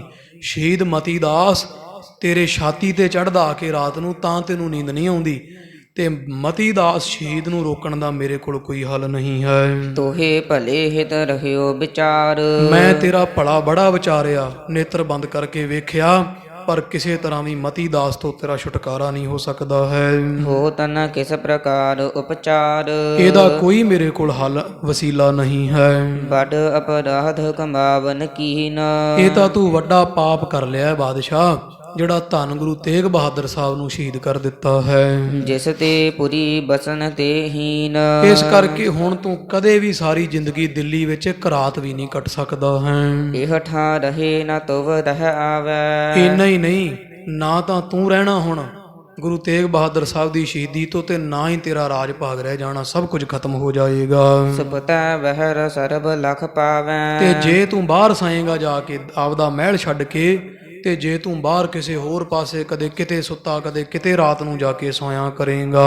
ਪੁਰ ਮਹਿ ਨਿਸਾ ਬਸਨ ਹੋਈ ਨਾਹੀ, ਜੇ ਤੂੰ ਆਪਦੇ ਰਾਜਧਾਨੀ ਵਿੱਚ ਦਿੱਲੀ ਵਿੱਚ ਨਾ ਰਿਹਾ, ਕਦੇ ਕਿਤੇ ਸੋਏ ਕਰੇਗਾ, ਕਦੇ ਰਾਤ ਨੂੰ ਲੁਕ ਕੇ ਕਿਤੇ ਸੋਇਆ ਕਰੇਗਾ। ਜੋ ਕਰਹਿ ਸਭ ਆਪ ਸਮਾਹੀ, ਤੇ ਸਾਰੇ ਤੇਰੀ ਨਿੰਦਿਆ ਕਰਨਗੇ, ਆਖਣਗੇ ਵੀ ਬਾਦਸ਼ਾਹ ਔਰੰਗਜ਼ੇਬ ਪਹਿਲਾਂ ਗੁਰੂ ਤੇਗ ਬਹਾਦਰ ਸਾਹਿਬ ਨੂੰ ਸ਼ਹੀਦ ਕਰ ਦਿੱਤਾ, ਹੁਣ ਲੁਕਦਾ ਫਿਰਦਾ ਹੈ, ਰਾਤ ਨੂੰ ਡਰਦਾ ਦਿੱਲੀ ਨਹੀਂ ਵੜਦਾ।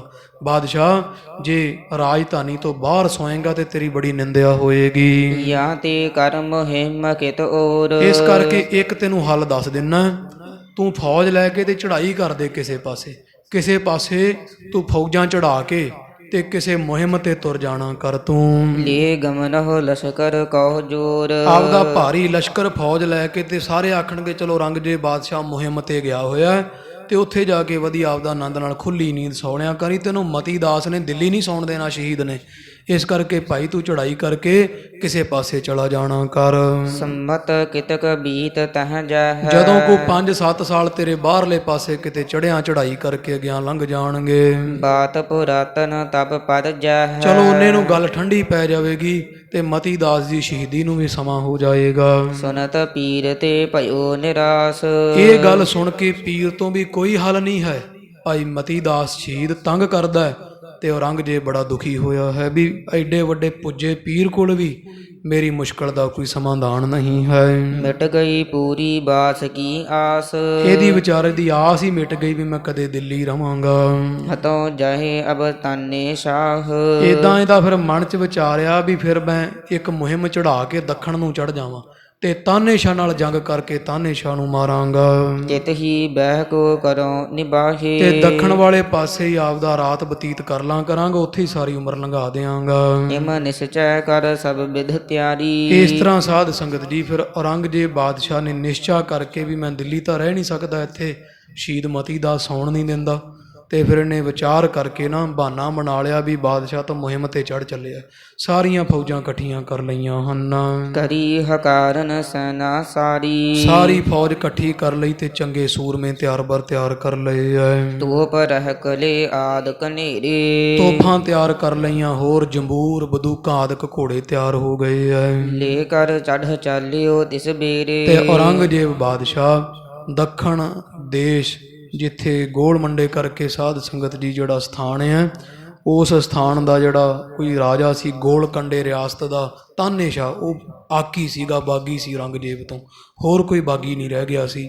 ਤਾਂ ਔਰੰਗਜ਼ੇਬ ਬਾਦਸ਼ਾਹ ਗੋਲ ਕੰਡੇ ਰਿਆਸਤ ਦੇ ਰਾਜੇ ਤਾਨੇਸ਼ਾਹ ਨੂੰ ਕਤਲ ਕਰਨ ਵਾਸਤੇ ਫਿਰ ਹਜ਼ਾਰਾਂ ਫੌਜਾਂ ਲੱਖਾਂ ਚੜ੍ਹਾ ਕੇ ਦਿੱਲੀ ਤੋਂ ਬਹਾਨਾ ਬਣਾ ਕੇ ਨਿਕਲ ਗਿਆ। ਅਸਲ ਵਿੱਚ ਕਾਰਨ ਇਹ ਸੀ ਵੀ ਸ਼ਹੀਦ ਭਾਈ ਮਤੀ ਦਾਸ ਇਹਨੂੰ ਰਾਤ ਨੂੰ ਸੌਣ ਨਹੀਂ ਸੀ ਦਿੰਦਾ, ਛਾਤੀ ਤੇ ਲਿਆ ਗੋਡਾ ਰੱਖਦਾ ਸੀ, ਸੁੱਤੇ ਪੈਦਾ ਪਲੰਗ ਮੂਧਾ ਮਾਰ ਦਿੰਦਾ ਸੀਗਾ, ਕਹਿੰਦਾ ਕੁਛ ਨਹੀਂ ਸੀ, ਕਿਉਂਕਿ ਗੁਰੂ ਤੇਗ ਬਹਾਦਰ ਸਾਹਿਬ ਨੇ ਆਖਿਆ ਵੀ ਸਾਡੇ ਸਾਹਿਬਜ਼ਾਦੇ ਕਰਨਗੇ, ਹੋਰ ਕਿਸੇ ਨੇ ਕੁਝ ਨਹੀਂ ਕਰਨਾ। ਤਾਂ ਪਲੰਗਾ ਮੂਧਾ ਮਾਰ ਦਿਆ ਕਰੇ ਭਾਈ ਮਤੀ ਦਾਸ ਸ਼ਹੀਦੀ ਹੋਣ ਤੋਂ ਬਾਅਦ। ਇੱਦਾਂ ਖਾਲਸਾ ਜੀ ਡਰਦਾ ਔਰੰਗਜ਼ੇਬ ਗੁਰੂ ਤੇਗ ਬਹਾਦਰ ਸਾਹਿਬ ਦੀ ਸ਼ਹੀਦੀ ਤੋਂ ਬਾਅਦ ਇੱਕ ਰਾਤ ਮਹਾਰਾਜ ਦੀ ਸ਼ਹੀਦੀ ਵਾਲੀ ਰਿਹਾ ਹੈ। ਉਸ ਤੋਂ ਬਾਅਦ ਕਦੇ ਔਰੰਗਜ਼ੇਬ ਬਾਦਸ਼ਾਹ ਦਿੱਲੀ ਨਹੀਂ ਸੀ ਸੁੱਤਾ। ਫਿਰ ਬਹਾਨਾ ਬਣਾ ਕੇ ਮੁਹਿੰਮ ਲੈ ਕੇ ਤੇ ਦੱਖਣ ਚਲਾ ਗਿਆ ਸੀ। ਉਹਨੇ ਨੂੰ ਮਗਰੋਂ ਫਿਰ ਗੁਰੂ ਕਲਗੀਧਰ ਸਾਹਿਬ ਨੇ ਅੰਮ੍ਰਿਤ ਸੰਚਾਰ ਕਰਕੇ ਖਾਲਸਾ ਪੰਥ ਪ੍ਰਗਟ ਕਰਕੇ ਫੌਜਾਂ ਰੱਖ ਲਈਆਂ, ਨਗਾਰੇ ਧੌਂਸੇ ਖੜਕਾਉਣੇ ਸ਼ੁਰੂ ਕਰ ਦਿੱਤੇ। ਗੁਰੂ ਕਲਗੀਧਰ ਸਾਹਿਬ ਨੇ ਐਨ ਪੂਰੀ ਤਿਆਰੀ ਕਰ ਦਿੱਤੀ। ਜਿੰਨੇ ਨੂੰ ਦੱਖਣ ਤੋਂ ਫਿਰ ਵਾਪਸ ਮੁੜਿਆ, ਓਨੇ ਸਮੇਂ ਨੂੰ ਗੁਰੂ ਕਲਗੀਧਰ ਸਾਹਿਬ ਜੀ ਦਾ ਤੇਜ ਪ੍ਰਤਾਪ ਬਹੁਤ ਵੱਧ ਚੁੱਕਾ ਸੀਗਾ। ਫਿਰ ਕਿੰਨੇ ਖੰਘਣਾ ਸੀ ਮਹਾਰਾਜ ਅੱਗੇ। ਉਧਰੋਂ ਫਿਰ ਇੱਦਾਂ ਸਾਧ ਸੰਗਤ ਜੀ ਜਿਵੇਂ ਜਿਵੇਂ ਫਿਰ ਪਹਾੜੀ ਰਾਜੇ ਮਰਨ ਖੁਣ ਸਿਖਾਉਣ ਲੱਗੇ, ਉਹ ਸਮਾਂ ਬਣਿਆ ਕਿਤੇ ਮਹਾਰਾਜ ਸੱਚੇ ਪਾਤਸ਼ਾਹ ਜੀ ਦੀ ਸੋਭਾ, ਕਿਉਂਕਿ ਅੱਜ ਇੱਥੇ ਕਥਾ ਦੀ ਸਮਾਪਤੀ ਹੈ। ਕੱਲ੍ਹ ਨੂੰ ਐ ਸੰਧਿਆ ਸਮੇਂ ਆਰਤੀ ਆਰਤਾ ਹੋਏਗਾ, ਸ੍ਰੀ ਖੰਡ ਜਾਪ ਆਰੰਭ ਹੋ ਜਾਣੇ ਆ। ਕੱਲ੍ਹ ਅੰਮ੍ਰਿਤ ਵੇਲੇ ਇੱਥੇ ਸਮਾਪਤੀ ਹੈ। ਤੋ ਗਰੀਬ ਨਵਾਜ ਸੱਚੇ ਪਾਤਸ਼ਾਹ ਮਹਾਰਾਜ ਦੀ ਜਿਹੜੀ ਸਿਫਤ ਸਲਾਘਾ ਹੈ, ਇਹ ਸਾਰੀ ਕਥਾ ਲੜੀਵਾਰ ਰੂਪ ਅੰਦਰ ਇੰਟਰਨੈੱਟ 'ਤੇ ਸਾਧ ਸੰਗਤ ਦੀ ਚੜ੍ਹਦੀ ਹੈ। ਜਿੱਥੋਂ ਆਪ ਜੀ ਨੇ ਪ੍ਰਸੰਗ ਛੱਡੇ ਹੈ, ਜੇ ਕਿਸੇ ਸਿੱਖ ਦੀ ਭਾਵਨਾ ਹੋਵੇ ਮੈਂ ਗੁਰੂ ਕਲਗੀਧਰ ਸਾਹਿਬ ਦਾ ਅਗਲਾ ਇਤਿਹਾਸ ਸੁਣਾ, ਕਿਉਂਕਿ ਲੜੀ ਟੁੱਟ ਜਾਂਦੀ ਹੈ ਨਾ, ਤੇ ਉਹ ਇਤਿਹਾਸ ਜਿਹੜਾ ਮਹਾਰਾਜ ਦਾ ਇੰਟਰਨੈੱਟ ਰਾਹੀਂ ਸਾਰਾ ਉਹ ਇਤਿਹਾਸ ਸੁਣ ਸਕਦਾ ਆ। ਗੁਰੂ ਨਾਨਕ ਸਾਹਿਬ ਤੋਂ ਲੈ ਕੇ ਸਾਰੀ ਕਥਾ ਜਿਹੜੀ ਹੈ ਗੁਰੂ ਕਲਗੀਧਰ ਸਾਹਿਬ ਦੇ ਅੱਜ ਦੇ ਇਤਿਹਾਸ ਤੱਕ, ਇਹ ਸਾਰੀ ਜਿਹੜੀ ਹੈ ਉਹ ਇੰਟਰਨੈੱਟ ਵਗੈਰਾ 'ਤੇ ਸਿੰਘਾਂ ਨੇ ਪਾਈ ਹੋਈ ਹੈ। ਭਾਈ ਉਹ ਮਹਾਰਾਜ ਦੀ ਸਾਰੀ ਸੋਭਾ ਅਗਲੀ ਅਤੇ ਪਿੱਛੇ ਜਿਹੜਾ ਕੋਈ ਰਹਿ ਗਿਆ ਪ੍ਰਸੰਗ ਉਹ ਸ਼ਰਵਣ ਕਰ ਸਕਦਾ ਹੈ। ਜਦੋਂ ਮਹਾਰਾਜ ਨੇ ਕਿਤੇ ਸਮਾਂ ਸੁਭਾਗਾ ਬਣਾਇਆ, ਫਿਰ ਆਪ ਸਾਰੀ ਸੰਗਤ ਦੇ ਦਰਸ਼ਨ ਕਰਾਂਗੇ। ਇੱਥੇ ਸਮਾਪਤਾ ਹੈ। ਕੱਲ੍ਹ ਨੂੰ ਸ੍ਰੀ ਖੰਡ ਜਾਪ ਪਾਠ ਭੋਗ ਅੰਦਰ ਹਾਜ਼ਰੀਆਂ 3 ਦਿਨ ਸੇਵਾ ਕਰਕੇ ਧੰਨ ਗੁਰੂ ਤੇਗ ਬਹਾਦਰ ਸਾਹਿਬ ਜੀ ਦੀਆਂ ਖੁਸ਼ੀਆਂ ਪ੍ਰਾਪਤ ਕਰੋ ਜੀ। ਇਹ ਲੋਕ ਸੁਖੀਏ ਪਰਲੋਕ ਸੁਹੇਲੇ, ਨਾਨਕ ਹਰ ਪ੍ਰਭ ਆਪਹਿ ਮੇਲੇ। ਇਮ ਨਿਸਚੈ ਕਰ ਸਭ ਵਿਧ ਤਿਆਰੀ। ਕਰੀ ਹਕਾਰਨ ਸੈਨਾ ਸਾਰੀ। ਤੋਪ ਰਹਿ ਕਲੇ ਆਦ ਕਨੇਰੇ। ਲੈ ਕਰ ਚੜ੍ਹ ਚਾਲਿਓ ਤਿਸ ਬੇਰੇ। ਵਾਹਿਗੁਰੂ ਜੀ ਕਾ ਖਾਲਸਾ, ਵਾਹਿਗੁਰੂ ਜੀ ਕੀ ਫਤਿਹ।